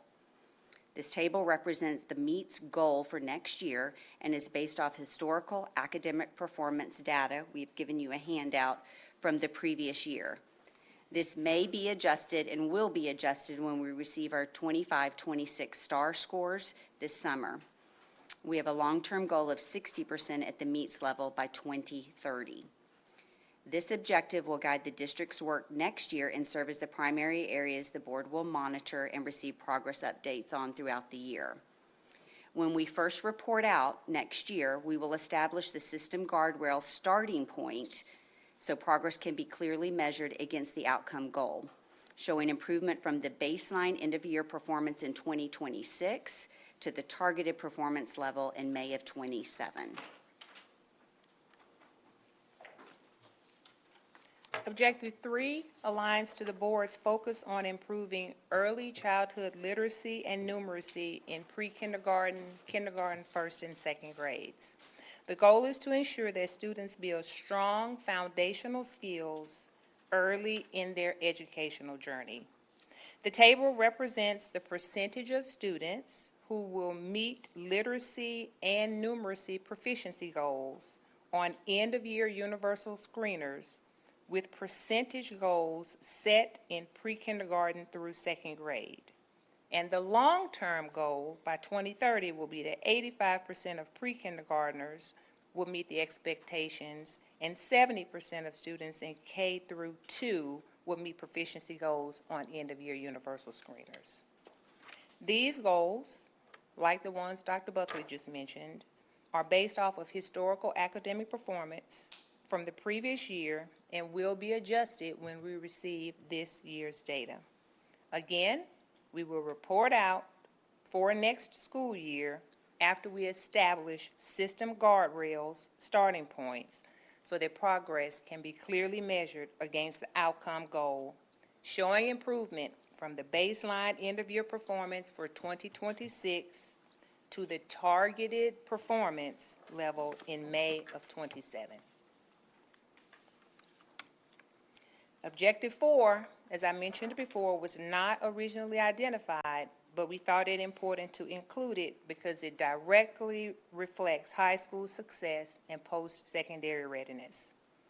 Graduation rates and CCMR are key accountability indicators for high schools and measure how effectively we are preparing students for life beyond graduation. Our short-term goal for 26-27 is for 92% of students to graduate in 4 years, and at least 88% of our students meet the college, career, military ready standards. And our long-term goal is for 94% of students to graduate in 4 years, and at least 90% of students to be CCMR complete. Including this objective creates alignment between our early learning priorities, middle school academic performance, and the ultimate outcome of graduating students who are ready for their lives beyond Killeen ISD. Again, when we first report out, we will establish the system guardrail starting point so that progress can be measured according to baseline end-of-year performance to the targeted performance level for May of '27. Oh, that's me. In addition to goal number 1 on student success, we thought it important to be sure that we focus on these 3 additional goals. They will remain because they provide the foundational systems necessary to support student achievement and ensure compliance with state and federal requirements. Goal 2, human capital, focuses on recruiting, retaining, and developing high-quality staff. Goal 3, financial stewardship, ensures responsible management of district resources and long-term fiscal stability. And Goal 4, safety and security, establishes the framework for required safety, mental health, and student support practices outlined in Texas Education Code. Additionally, our campuses must identify needs within their campus improvement plans in order to utilize state and federal funding. So those needs, expenditures, and funded strategies, including programs through Title I and state compensatory education, must directly align to board-approved district goals and corresponding strategies within the district improvement plan. Without these overarching goals, campuses would be limited in how they could spend their funds, such as Title I and state comp ed, to support students and campus needs. So in summary, these proposed goals and objectives establish a clear framework for the district's continuous improvement efforts and align to the board's priorities for student success, instructional quality, and post-secondary readiness. The goals represent the board's broad vision of the district, while the objectives provide measurable targets that will guide the work of the campuses and departments over the next several years. The next step will be the development of the district and campus strategies. Strategies are unique to the district and to each campus. They represent the specific action steps and initiatives that will be implemented to achieve the stated objectives. Throughout next school year, the board will, we've said this over and over, but you're going to continue to receive updates on the effectiveness of the strategies and the district's progress towards achieving the adopted goals and objectives. That concludes our presentation, and we're happy to take any questions.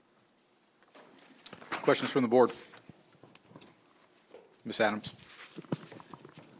First of all, thank you, team, for the proposed work on these board priorities.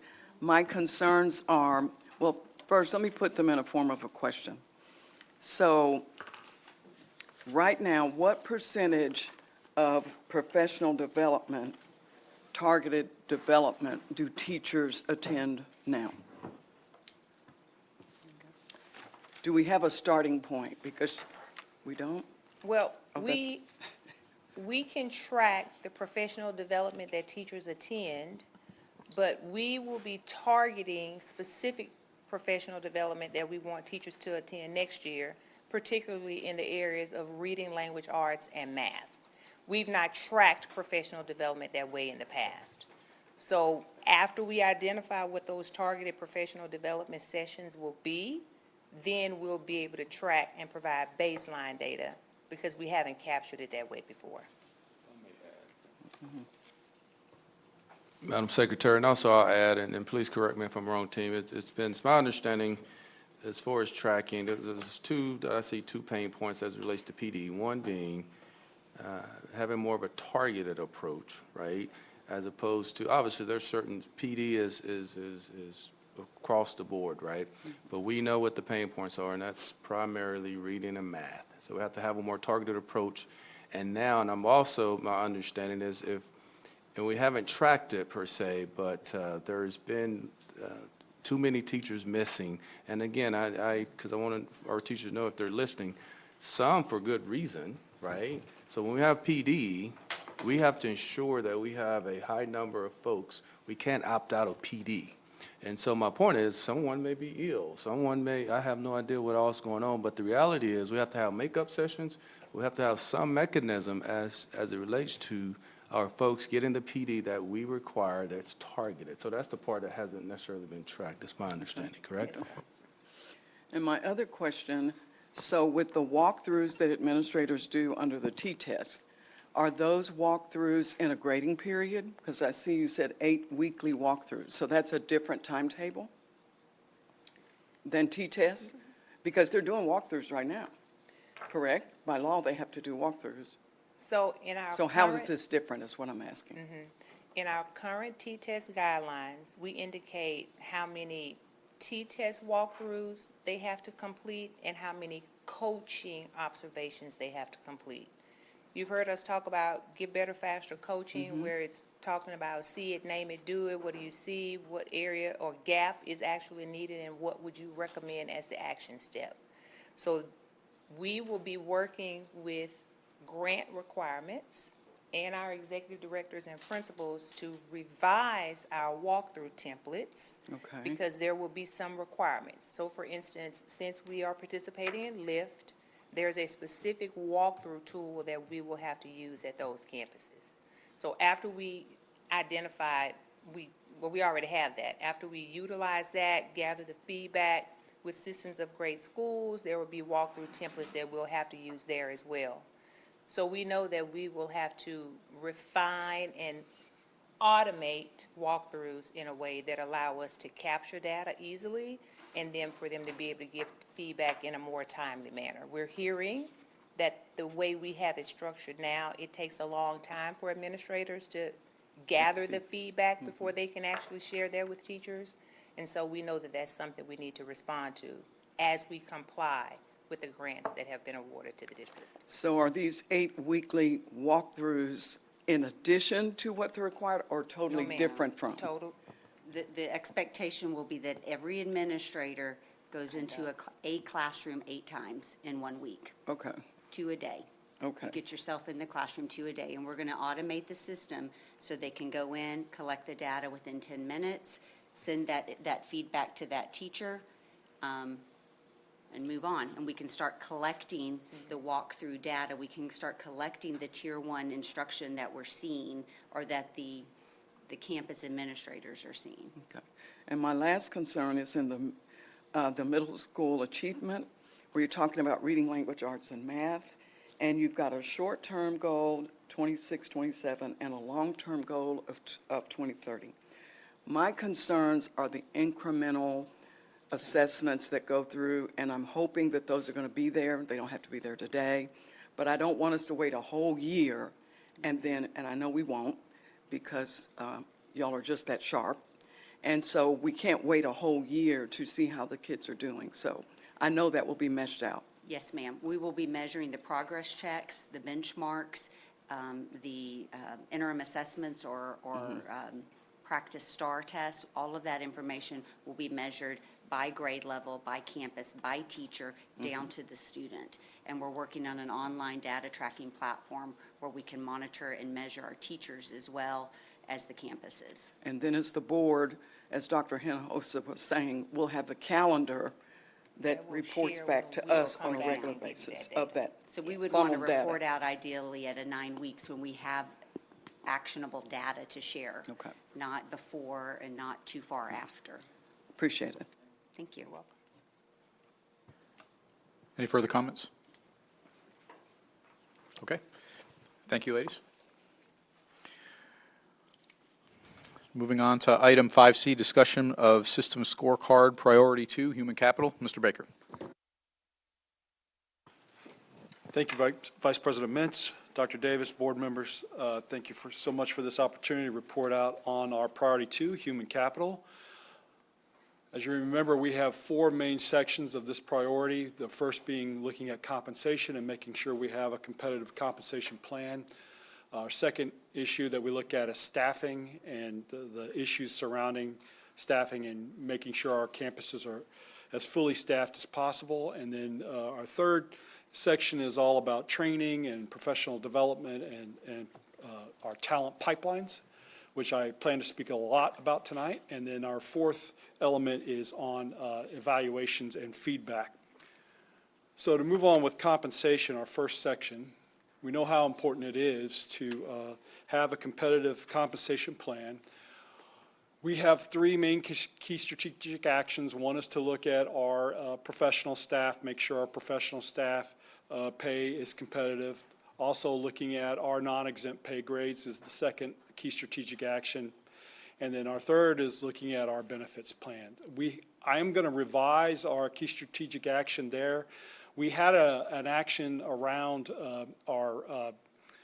basically our retirement plans and our employee assistance program, but we really didn't feel like that key strategic action represented the bulk of the work we do in that department. We really need to look at the 2 main drivers of the work that we do in that department, and that would be our health and dental rates. And as you know, Mr. Duro spoke to that last week. We had a very in-depth presentation on that.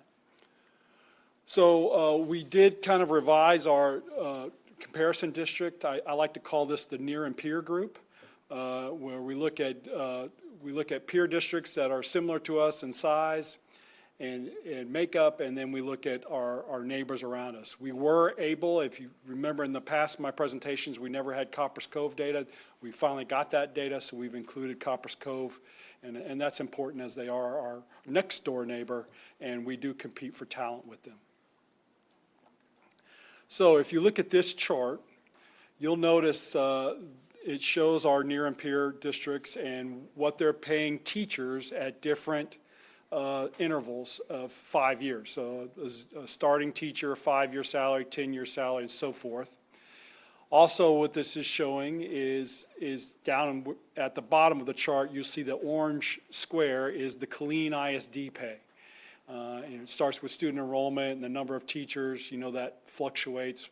But then you see our starting salary, what our salary is on average for our 5-year teachers, on average for our 10-year teachers, 15 and so forth, goes up to 20.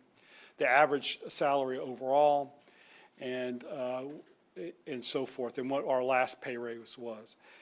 If you look at what that chart is showing you, you see that orange arrow at the top of the chart.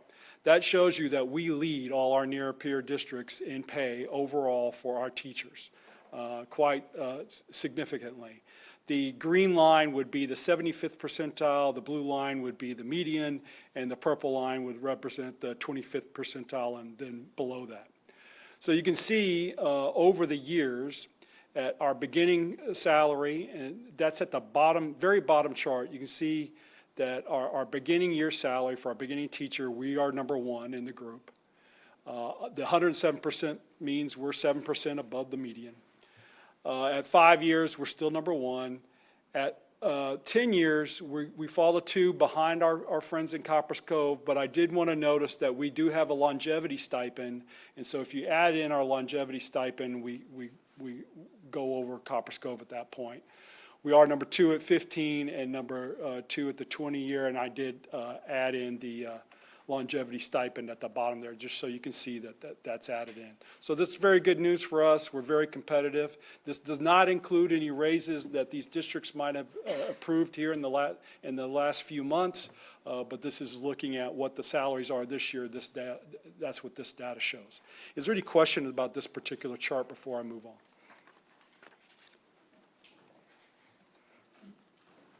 Mr. Rainwater. When you're ready to answer this question, it doesn't have to be right now, but I'm curious why some of our districts were able to give. We gave a 3.0 last year, and then some of the districts around us are able to give a 7.2, Yeah. 7.3, and 7.6. I'm just curious how that works out. and Yeah, what you I think. need to ask that. I saw that too, and I'd like to delve into that further and get some information back to you on that. Okay. Anyone else? Moving on, this is just kind of a market comparison. The blue line would represent the average salary of our near and peer group. Our local, we'll call it the local market, and then you can see our salary as we go forth, our average salary for our teachers at 0, 5, 10, 15, and 20 years. Ms. Gilchrist. I want to go back to Mr. Rainwater's question. Is there anything that would preclude us from, when we start talking about going forward and budgeting, getting some numbers to show us what the difference is between, the 3% and the 5 and the 7% for us? When Callan comes in with her numbers, can we get so we can compare that stuff? That's all. Yeah, great idea. Okay, thank you. Moving on, we wanted to show you just other professional groups, and what this chart is showing you is the first column is if you take our average salary, how does it compare to our near and peer groups? If we were at 100%, we'd be equal to the average of our near and peer groups. The second column is our midpoint. So if you take a look at that pay grade, how does our midpoint of that pay grade compare to their midpoints in a similar pay grade? So our central administration, that's us, your assistant soups, your directors, your executive directors, the folks at central office. We're at about 97, real close to the average, 97%, both in our current average salary and our midpoint for that for those pay grades. The general professional line, that would be like your counselors, your non-teacher professionals that are on campuses, that kind of thing, your librarians, diagnosticians, so forth, those specialized professional jobs that you have in special education. That's at 96 and 98, so we're, again, pretty close to the average.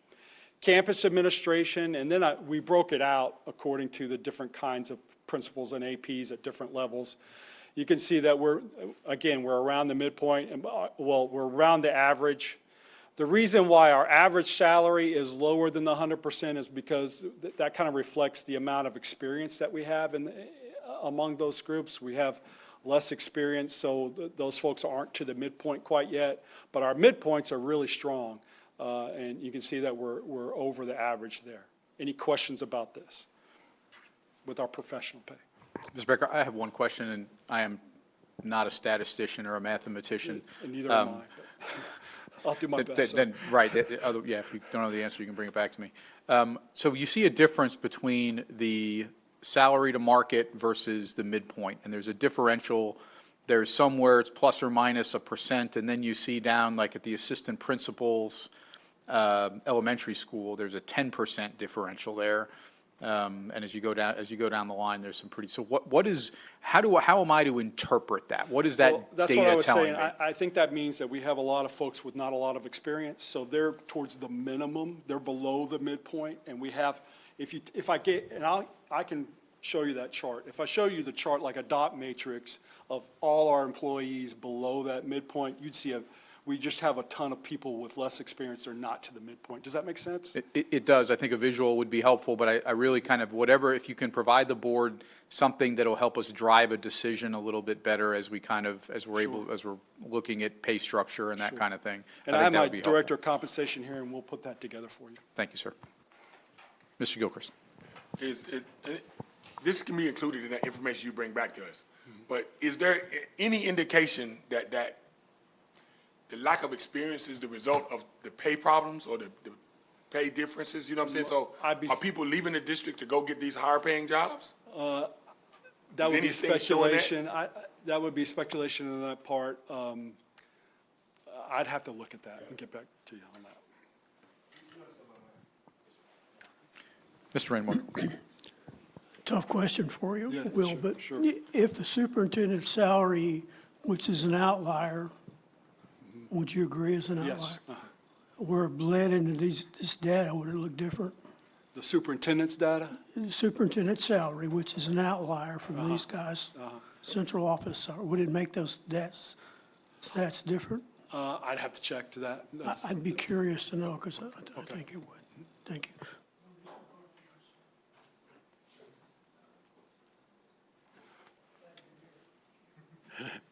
Okay, thanks, Will. Go ahead. Okay, you're ready to move on? I do think sometimes, sir, just to answer, just a thought that I'm having on the top of my head, so maybe I just remember, we make it very appealing to stay in the campus as a teacher too, because our teachers makes them, especially with remember that TIA, and it makes some people have hard decisions when they accept an AP job. Okay. Moving on, let's look at our non-exempt folks. These are our folks that work hourly. Mr. Gilchrist. I gotta say this, because that's interesting, that literally in our district, it looks like, and we gotta make sure we clear this up or figure it out. It looks like you gotta take a pay cut to move up. And it may not be true, but it looks that way, and so some teachers are deciding to just stay in the classroom instead of taking their experiences and becoming the leaders and administrators that could help train the other inexperienced teachers. That's a challenge. We gotta look at that. I don't think that's limited to us. I think that's a statewide. No, Dr. Davis. Thank you, sir. And I remind everyone that that's the goal. Keep in mind, as it relates to TA, we were losing many great teachers out of the classroom because they hit the ceiling, right, as it relates to pay. And oftentimes we would lose great teachers, right, to leave the classroom to go become an AP. And so ideally, that's the whole goal. TIA, that's the whole idea, the theory of it. Let's get teachers to that administrative level of pay so they will stay in the classroom closest to the children. That makes sense? And so that was the goal, sir, and it's working in some respects, right? All right, moving on. I don't mean to cut anybody off. Thank you. Our non-exempt folks are hourly employees, and looking at this, and if you look at that chart, again, I've got 3 columns now. I've got our average salary compared to market, our midpoint compared to market, and our minimum compared to market. Administrative support would be our secretaries, our clerks, providing support to administrative front office staff, if you will. 97%, our midpoint's 98%, that's pretty close. Our minimum, that's a little low, 90%. Once you get below 10% away from the median, that shows that you probably need to look at that. Our instructional support, those are our aides, you know, our special education aides, our instructional aides. You see a 92, 97, and then 95. Manual trades, that's our groundskeepers, our custodians, our child nutrition workers. You see here, that's the group right now that we're seeing some challenges here with the 88, 90, and the 87%. But remember, one of our comparison districts Austin, Georgetown, they're in areas where the cost of living's higher, but that's a factor. Any questions?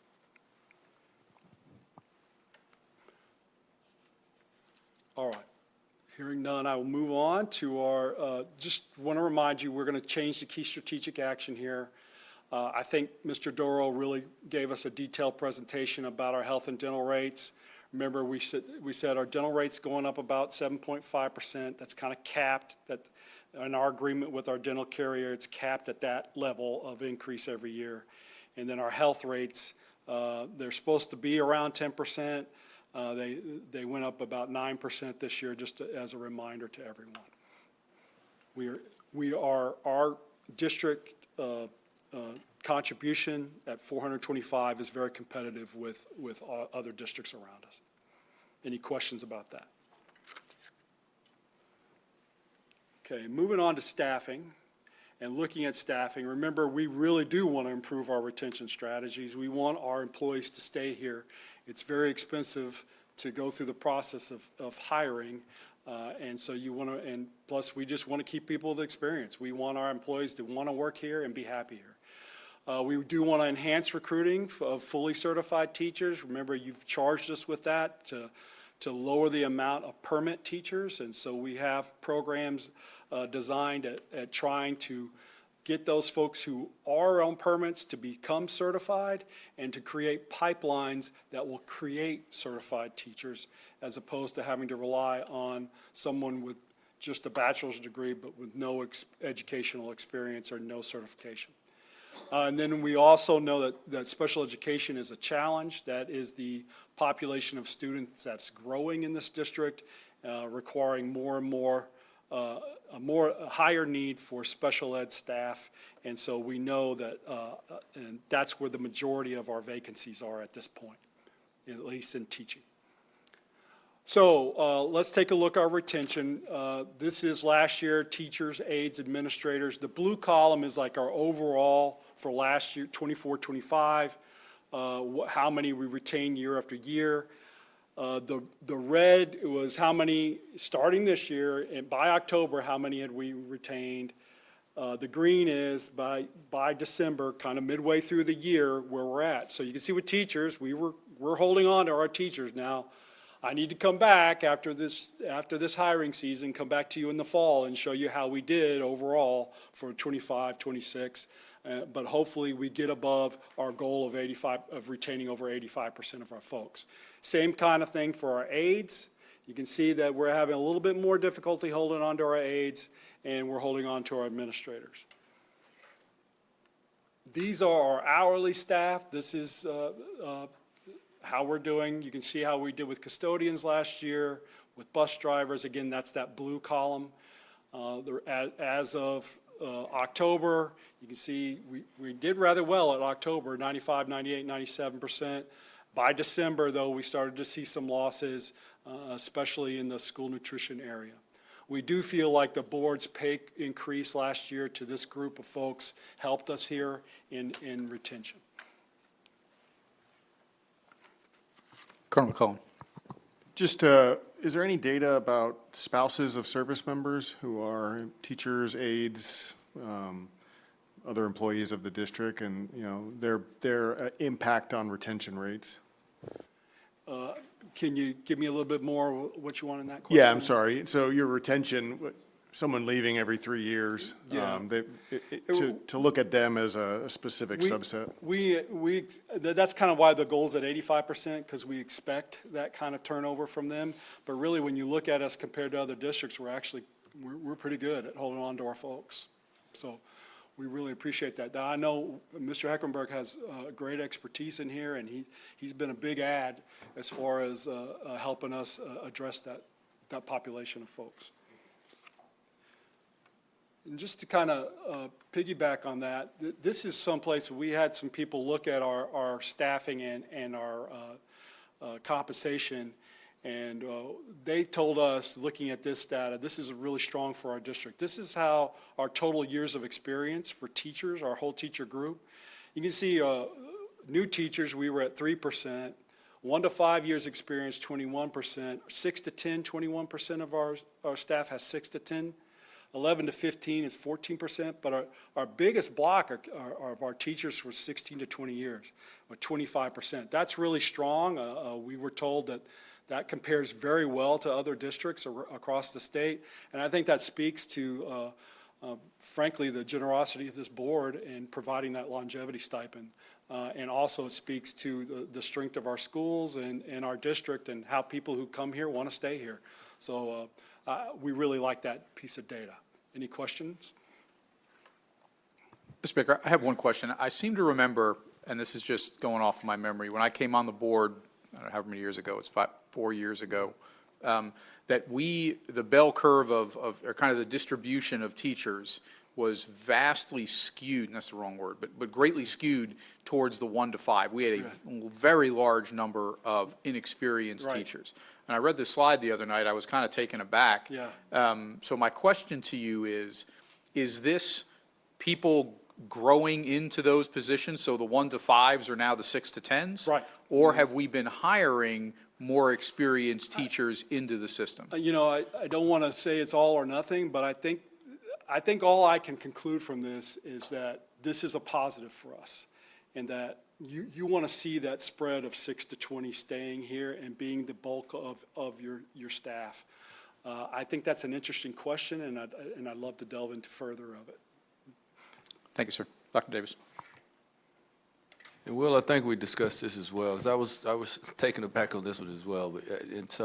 But what I think is happening too, and we may need to look at it, the higher concentration, although the 1 to 5 or 0 years of experience may be somewhat lower average or whatnot, it's where are they concentrated?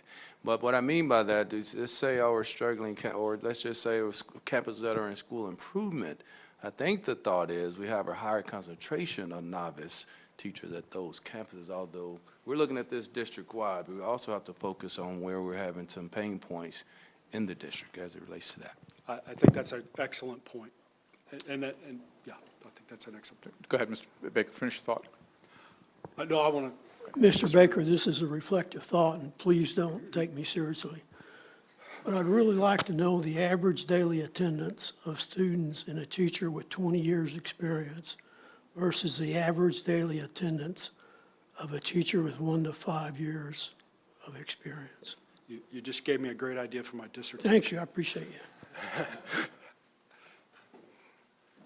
I did want to show another thing that I think hopefully is helping.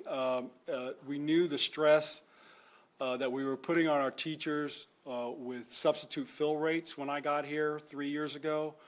We knew that was causing a lot of stress because teachers were having to basically take over for classes where we couldn't find a sub and combine classes, and we were having to pay out money to folks who were covering extra classes, and we know what an extra amount of stress that is on a staff when you can't find substitutes. So with the board's vision, we did contract with ESS to kind of help us hire subs and put them on our system.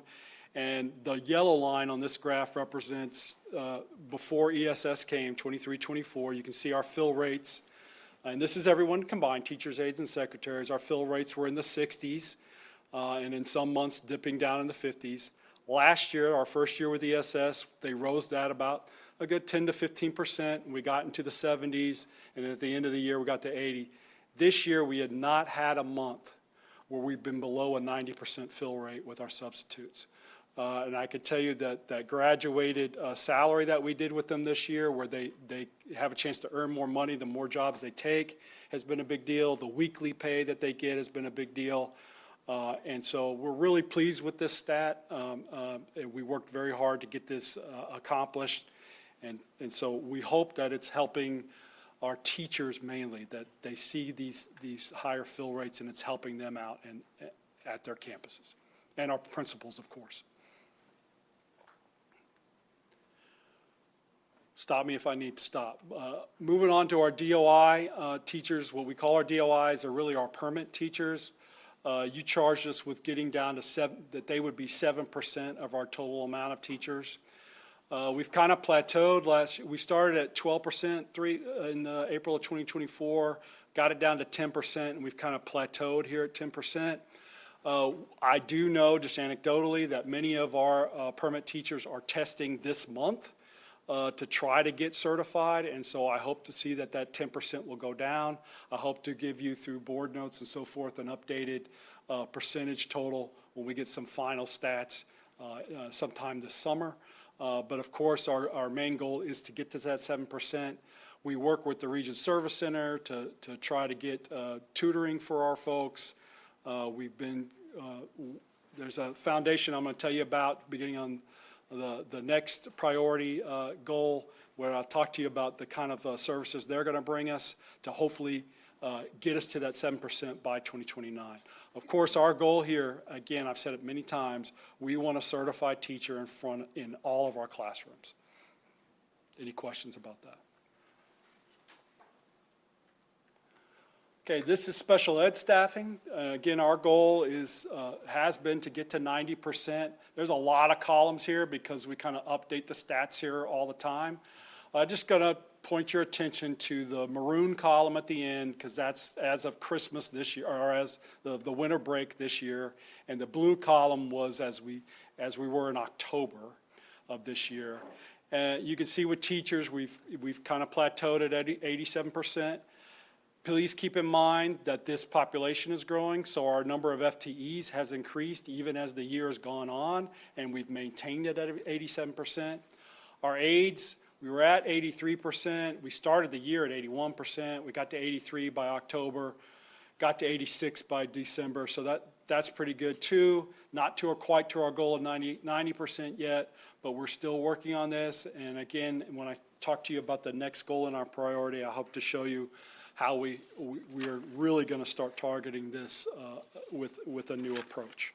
Any questions about this data?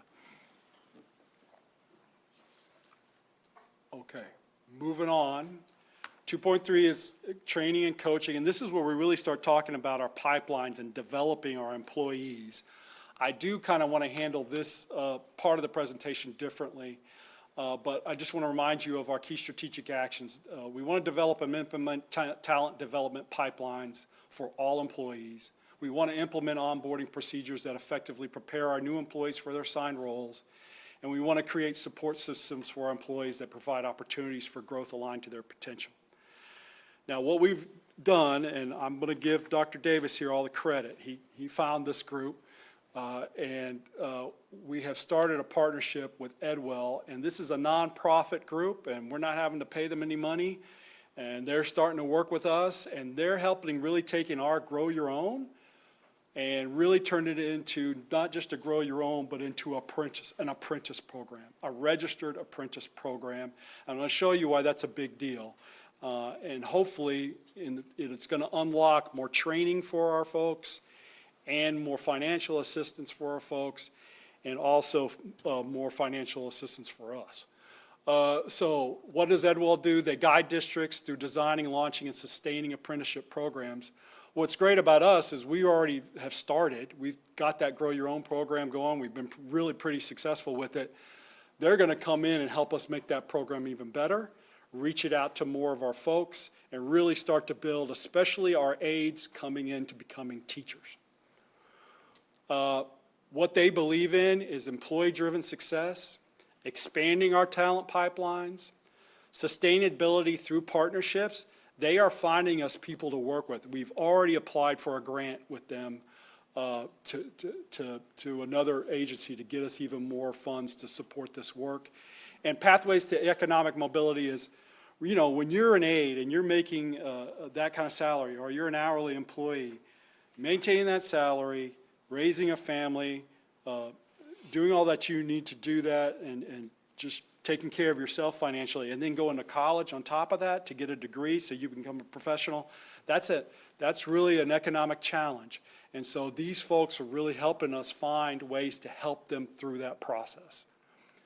So how do they do that? Well, they're going to help us design and support our apprenticeship programs. Really high quality stuff. I visited a district that's put this in place already, and it's amazing the detail of the apprenticeship program And it's just exciting that we're going to bring that here. And then my person in charge of that, Ms. Shaquata Wright, she visited another district and looked at what they're doing, and it's just amazing. We can't wait to bring it here. And this Edwell, we met with them today. We meet with them weekly. They're really helping us align. And I think tomorrow night, we have an interest session for folks who are really interested in becoming part of an apprenticeship program. And we already have, I think, over 130 people interested in coming. And Bishop Gilchrist, I know you'll be interested in this, not just our in-house employees, but also people outside of our district are welcome to come if they're interested in this. So we want to expand and strengthen the talent pipelines that we have. We have an apprenticeship program right now, but what it doesn't really have that we've seen in the other district is this kind of on-the-job training. We kind of support the college that they need to go to, and helping them get to that college degree to get to that teaching job. But that on-the-job training that a registered apprentice program provides, that's kind of the missing piece. And that's what Edwell can help us do. They have like training guides for us, pulling out these people. The program I saw, they take their aides in this program, and 7 times a year they get some targeted training. And the training doesn't include just sit and get. It really forces this person to actually practice what they learn and almost do a homework assignment and turn that in and get feedback for it. So we can't wait to see that here. Foster sustainable partnerships. They know foundations and other people that will, including the Department of Labor, and help us reach out to the Texas Workforce Commission and to get some extra support for these folks that are in this program. And advance economic mobility. And I know several of you expressed your interest in me to this, is rewarding folks for moving through the program. And they're going to show us a system by which we can do that in a 4-tier step of helping folks who get in this program. And the more they achieve, the more they have an opportunity to see some financial reward. Ms. Capito. Okay, please forgive me, I'm going to beat a dead horse. So I hadn't seen that on social media anywhere about this meeting tomorrow. It's been on social media, and that's, in fact, we looked at the data today, and I think most of the people, would you like to come up here, Ms. Wright? Come on up, Ms. Wright. Shaquata Wright. I ain't scared to call people out of the audience. Good afternoon. So the information has been shared on social media. It's been on our website, and it's also been shared with campus principals and employees, and encouraging them to come get the information so that we can start the application process and get this program started in the fall. You are correct. My apologies. I see it. Y'all are fabulous. I love that. Look, I love that we've moved that way. Thank you. I've beat that horse for 2 years now. So, Mr. Baker, if I may, real quick, so I'm just going to channel my inner Marvin Rainwater. How is this going to impact the campus principal and the classroom teachers or other folks on a campus that may be supporting these folks? So that's a great question. I'll talk about teachers first. We have an allotment that we've gotten from the state to help with our mentor training. And we're going to be spending some folks to some real detailed mentor training for our teachers. And they're going to see, I believe, some financial support for that, for going through that. This on-the-job training, so a lot of times we get an assistant, they love kids, they love coming to work with kids, but they get very little training when they get into the job, and they have to learn as they go. And that leads to some problems because they are, as you know, they are presented oftentimes with challenging folks to work with. We're bringing in Edwell, we're going to bring it on-the-job training. That means they're going to come to the site, and we're going to work with people on the site and give them the support they need. So I really think our principals, from what we can tell, the districts we've visited, the principals love this because really their folks, without any extra effort, are going to get some really targeted training, like how to work with a small group, how to do classroom management, things like that, that, you know, your person who becomes an aide off the street doesn't necessarily come with. Does that answer your question? Yes, sir, thank you. Anybody else? Okay, please continue. So right now, we have a Grow Your Own program, and really, when you look at that, it's self-initiated by the employee. Really, the employee controls the outcome. We're relying on that employee, basically, to finish the classes they need, to do the modules for the alternative cert program. Really, they have all the control there. Residency, we also do residencies. It's not as big as we want, but we really love our partnership with Texas A&M Central Texas, and we think that's going to grow. And we signed 2 people last week to contracts. They're going to be fully certified teachers for us next year at Nolanville Elementary, and we're super excited that they came on. And because they went through the residency program, they've got a whole year with us already.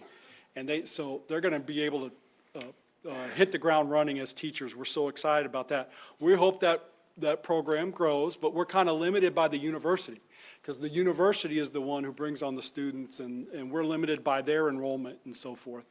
If we do this apprenticeship, we're going to have more control over the outcome. We're going to have a strategic approach for starting and expanding that teacher pipeline, and really be able to track people as they grow through this training to where they become a certified teacher. So we're real excited about it. I just have one more slide to talk to you about. We have kind of what you were talking about, Vice President Mintz, with the employer involvement, having training in the actual work environment. We hope to do a wage progression system, not a drastic raise in pay, but each step would give you a little bump as you go through the plan. And they're going to work with us on that. Related instruction, you had to write this down. This is related technical instruction, not RTI for my folks, my friends at Learning Services, but this is our RTI. Related technical instruction, where we're doing that, again, that on-the-job real training that you need. And my number one example is classroom management. I mean, there's no really like class. You can go to classes and take that and sit down. You really need to be on site and working with actual kids to really learn how to do that. We're going to work you through that National Occupational Credential. Really, we want to work them to teacher certification. And then that work-based learning approach is really, really strong in these kind of programs. So we're really excited about this. We think this is going to take frankly, we think that our population of hourly employees who want to become professionals, they just need the structure and the economic mobility to get there. And so we're excited about it. Any questions? Mr. Baker, very briefly, the national credential, I think that would be of interest, especially to our military spouses and potentially service members when they retire. Yeah. We hope to learn more about that, Mr. Mintz. We know that they do, Edwell work partners with the department, well, not partners, but helps us to get recognized by the Department of Labor. And we think that's going to unlock some of that stuff that comes there. Thank you, sir. Okay. Just real briefly on 2.4 and A and B. A is really looking at our evaluation procedures. Since I've been here, we have established the expectation every employee should get a evaluation. That is the flat-out expectation that's communicated to all supervisors. I communicated it again today in a staff meeting. We expect before a teacher or an aide or anyone leaves off of their quote-unquote contract or schedule for the year that they have an evaluation in the books, and we track that. In the past, we tied it to some work we were doing under the previous administrator, superintendent, with the leadership plan, but we want to change that over to the work that you're doing with Dr. Hinojosa and really tie it to the goals that you saw in the previous presentation. So we kind of changed that key strategic action to reflect that, and that's what's here. So that's going to be new. We just want to make sure those evaluations are meaningful and tied to what we feel is important, and we know that student outcomes is top of the chart. Every employee in this district should see what they do as tied to student achievement. As far as feedback procedures, we know that Dr. Davis, since coming here, we want to thank him because he's helped us with 2.4B immensely in getting feedback. And I think right now, correct me if I'm wrong, Dr. Buckley, we have a survey out right now on climate and culture, correct? Yes, it's actually closed and we're tabulating it now. Tabulating the results. So I think, Dr. Davis, you already completed one climate and culture survey when you came on, and then this is a follow-up one. I don't know if you want to speak to that. Yeah, I'll just add, just so it's not confusing, just for the board's sake, the first was district-wide, right, throughout the district. Now I've asked to drill a bit deeper and more in a specific way. Campuses are now required to do, to where we get feedback that's related to their campus, right? And so it can be more meaningful as it relates to not just district-wide, but now campus-specific. So we want to make sure that when we do these kinds of surveys that we get proper participation. So we have kind of a goal of 70% population, and we'll be looking at that data. But we also take out the disaggregated data that we see about climate and culture and try to apply it to all of our work. So that's the end of our presentation on Priority 2, and I really appreciate your attention. I'll take any questions you might have. Mr. Baker, I have one question about, when you talk about the deficit in SPED recruiting, or that delta. When I look at that, and Ms. Capito can probably ask this question more intelligently, but every time, whenever I see that delta, I just see it's like missed service minutes, if you get what I'm saying.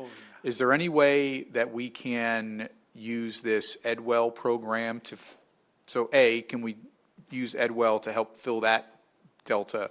And B, are we doing anything, scratch the second part, is it a market issue or is it a compensation issue that's creating that delta? I think it's a supply issue, right? It's those people just, we're going to have to grow them. And so that's why I'm excited about EdWell, because I've told EdWell that's the number one pain point. I think I need more than anything them to help us grow those special education aides that we have. I need to find the talented ones, the ones who want to grow, and I don't need them to just be teachers. I need them to be special education teachers. And you are so right. If you've got a bunch of vacancies in special education, those minutes, you start to hurt there. That you have to provide those minutes of service. And so that's why we made that a specific key strategic action, because we know that's a pain point, and we know we have to address that. So yes, every time I talk with EdWell, we say, hey, special education needs to be the focus here. Mr. Rainwater. Well, I know you've done some work with the substitute firm we had, and I want to thank you for that publicly. But it's always been a sore spot with me that we hire people to do ARDs, IEPs, and testings from a firm who wind up making more than our staffs. So I hope with EdWell we can include, as part of our remedy, fixing that. Well, that's a huge challenge as well. You're bringing up the contracting problem, and the fact that we have to go out and contract so much it's a huge problem. So we last year we remember with your help, we adjusted those salaries for the diagnosticians and the LSSPs, and I really want to thank you for that, because that really helped us staff that group this year. Maybe not to exactly where we want it, but it helped a lot. So we need to be competitive there. I'm working with Dr. Larson every day to try to reach out. I tell my people that I see at conferences and my folks across the state, man, we need speech-language pathology programs across the state. We need our K through 12, our colleges to really invest in those programs and start recruiting people in those programs. So that's still a pain point, sir. Any further discussion? Questions? Okay, thank you, Mr. Baker. Thank you. Moving on to item 5D, discussion of fiscal year 2027 district budget planning. Ms. Vaden. Thank you and good evening. Wanted to take just a few minutes and briefly discuss property tax values. As a reminder to you and to our viewing public, we receive property tax information, property value information 3 times a year from the Bell County Tax Appraisal District. In late April, we will receive preliminary values, which that's what I'm going to talk about tonight. Then in July, we receive what are called certified values.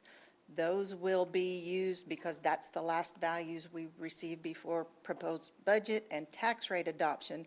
The certified values are the ones that we will use for those 2 purposes. And then in November, we actually do receive the final levy and the notices that were sent out to taxpayers. So with that said, I want to briefly talk about the preliminary values that we did receive at the end of April. I kind of want to focus really on 2 things on this slide. One, the very top row that says assessed value. I think this is a good indication of the trends that are happening with our values. You will see beginning 2023, which is the first year that's listed here, across that assessed value is a 19% increase. And then going across the years until this preliminary, those increases have been steadily declining. And so that's what we are seeing again. The next row that lists exemptions there's large percentages and then there are relatively small percentages. That has to do with changes in the homestead exemption that was approved by the legislator and the voters. And so that's really skewed because of that information. And so really the other part to focus on is that very last row as far as all the dollar amounts. The freeze adjusted taxable, which is this will actually be what's the value that our tax rate gets applied to. And again, very much like the very top row, you do see some, although there are typically increases, they are not as significant as they had been previously. One other thing I do want to point out, we do use certified values again because that's what's going to be used in our budgeting process for this comparison.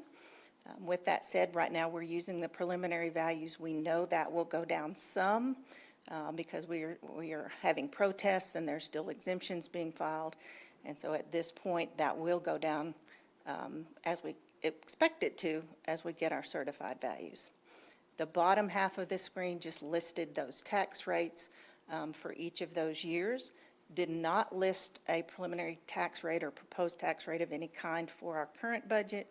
We have not received information as far from the state as tax rate compression. And so we expect that, but we do not have amounts and so have not listed any kind of a proposed tax rate at this point.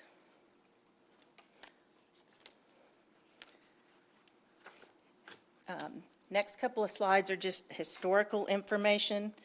This has to do with those values over the last 10 years. There's kind of a couple things that I want you to see out of this. Again, over those 10 years, you do see that value changes.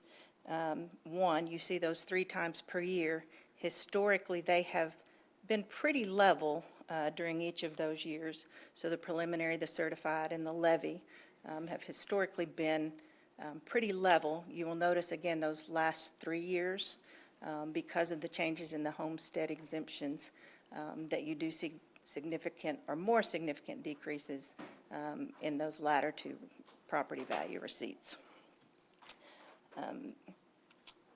Also, just want to show longitudinally, you can see again that values since 17 and up through about 23 have had more significant increases, again longitudinally, and from 23, 24 to now, you can see those values have pretty well leveled out across those years, and there's not much increase or decrease when looking at those years. And then the last piece of information I brought tonight is just our historical tax rates. You can see, again, we have There's been steady decreases in our overall tax rates.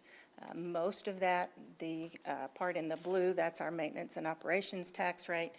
A huge majority of that has to do with the tax compression that I mentioned earlier that was initiated by the state legislature. And so, again, just as a reminder, we do expect to have additional compression. We just don't know at this point what the minimum and max are going to be. And so with that, I will take any questions. Questions from the board? All right. Thank you, Ms. Vega. Thank you.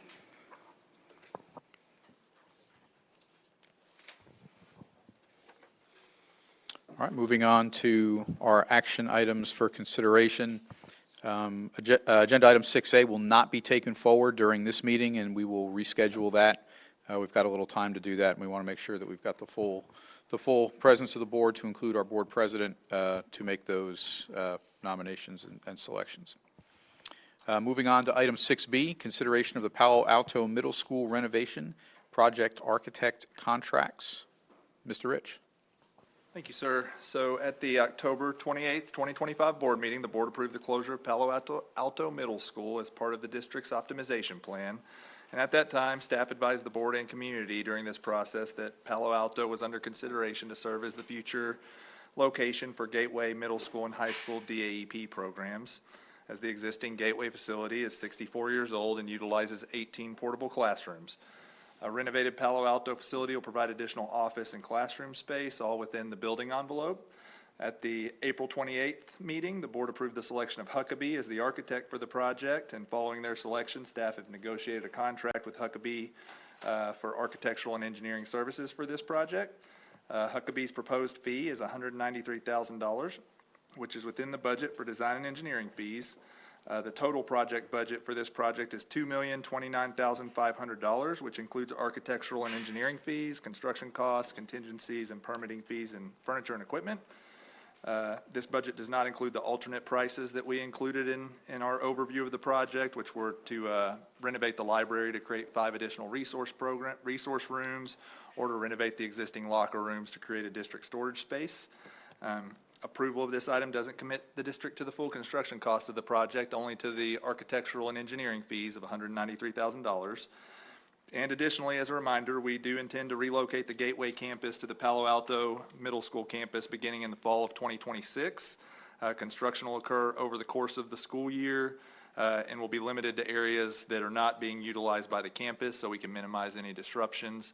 We'll work nights and weekends if we need to do any work in corridors or things like that, but most of that work is relatively minimal. The administrative recommendation is to approve the proposal with Huckabee and delegate authority to the superintendent or designee to execute a task request. Ms. Capito. I move to approve the proposal with Huckabee Architects for the design of the Palo Alto renovation project and delegate authority to the superintendent or designee to execute a task request. Have a motion from Ms. Capito, a second from Ms. Adams. Any further questions or discussion? All those in favor, please raise your hand. Motion passes. 5 in favor, 2 not present and not voting. Thank you.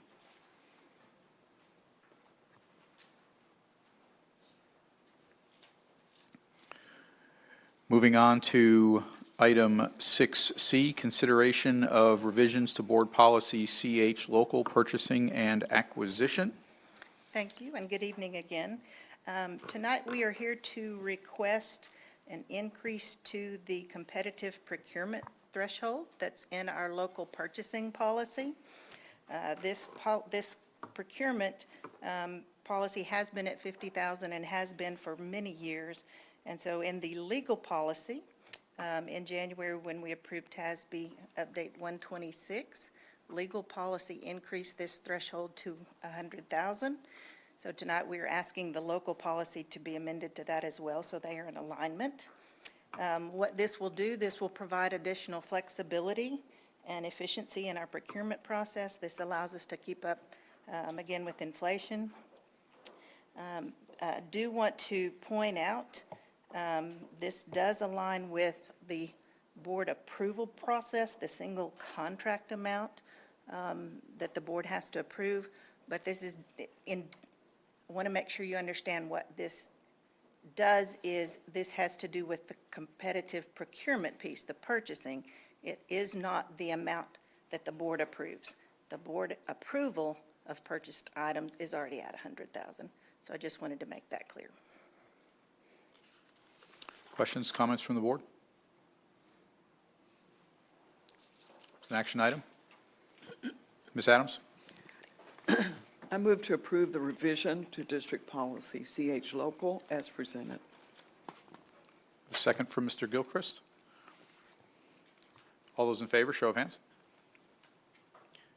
5 in favor, 2 present not voting, passes at 5-0 to vote. Thank you. Thank you, Ms. Vaden. Moving on to agenda item number 7, discussion of future board meeting agendas and trustee remarks. Mr. Gilchrist. Thank you, Mr. Vice President. I just wanted to congratulate the district and all the teachers and administrators at the campus level for another successful academic year. You all have made it. We've got a few more days left of school, but we know y'all are wrapping up everything. And I just want to thank you for all the hard work. And we've turned some corners and made some changes that have really made a difference in the lives of our students this year. Thank you all here at the district staff level too. I'm proud of the work we've done in this school year.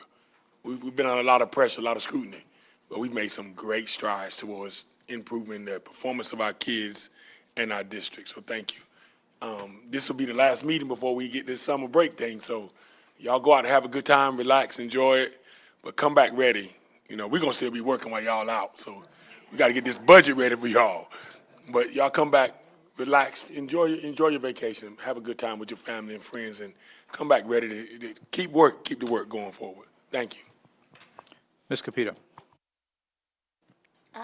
No, not really, except for to thank all the teachers of the years and just all the great things students are doing. It's been great, and so I hope everybody has a great, restful summer. Ms. Rainwater. Ms. Adams. I just want to piggyback on what Trustee Gilchrist had mentioned about, and my point is about celebrations. We can't forget to celebrate. The graduations are coming, the excitement, families are coming in. We want our graduates to press all the way through, keep a calm mind, so that we're able to celebrate without disappointments in the midnight hour. So job well done. If I may, just some comments, I think, along the same vein. Back when I was in the Army, I used to run a training institute, and when the OCS, the officer candidates, would graduate, they're always very uncomfortable and kind of wanting to get through the ceremony. And before any of that happened, I used to take them and sit them down and tell them, this ain't about you. So to our students, this isn't about you. It is about you, but it's not about you. There are a whole lot of people that have poured their entire lives into you. So please don't rush your parents through the pictures. It's okay if you slow down and take an extra one. But this is the reward for all the folks who have invested, in many cases, their entire lives into you. So enjoy the time. You've earned it. You've worked hard. But there's a lot of folks that have invested in you, and this is their payout as much as you are. So great celebrations, great work going on. We're getting across the finish line. It is, as I always, it's the folks that are keeping the hallways clean, making sure kids get fed these last couple of days, the aides and the teachers, paddling like crazy to get everything wrapped up for the year. So thank you to all those who are doing the hard, unseen, and often unappreciated work. Dr. Davis. All I have to say is, Diana reminded me we had an extended weekend. Enjoy your weekend. I didn't realize we weren't here on Monday. So teachers, staff, well-deserved. I know you're tired. Get some rest and return to us on Tuesday after you finish this week. Thank you. Okay, the board will now go back to agenda item number 2 in closed session, and will convene in closed session for agenda item 2E, level 3 parent grievance, as allowed by Texas Government Code 551.071 and 551.0821. No voting will take place in closed session. Any action the board wishes to take as a result of discussions in closed session will take place after the board reconvenes in an open meeting. The time is now 8:10 p.m., and we are in closed session.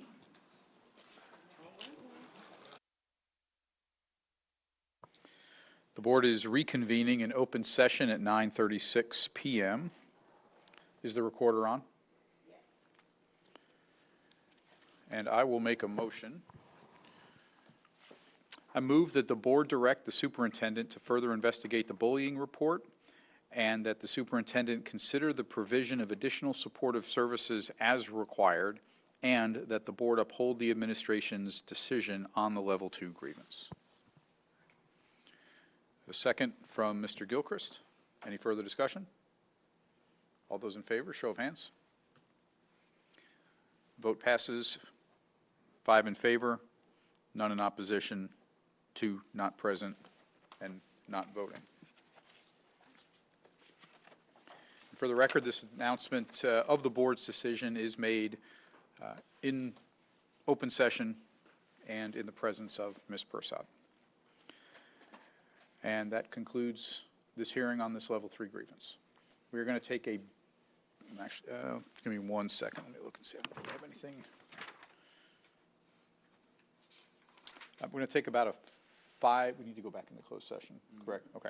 So we'll take about a 5-minute recess, and then we'll reconvene. Actually, we probably need to do a readout going back into closed session, because we're in open session now, right? Let's do the readout now, and then we'll take, on our way into closed session, we'll take 5 minutes. The board will now reconvene in closed session as allowed by Texas Government Code under the provisions of Texas Government Code 551.071, 551.072, 551.074, and 551.0821. Board is back in closed session. The time is 9:38. We will take about a 5-minute recess and reconvene in the superintendent's conference room.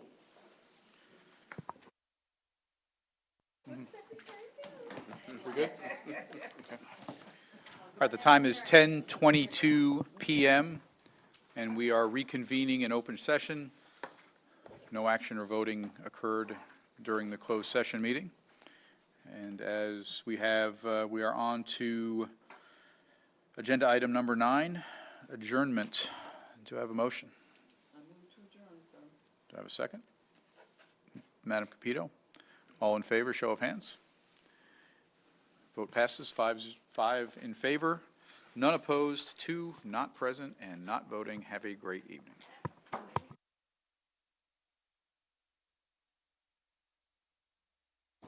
We are adjourning at 10:22 p.m.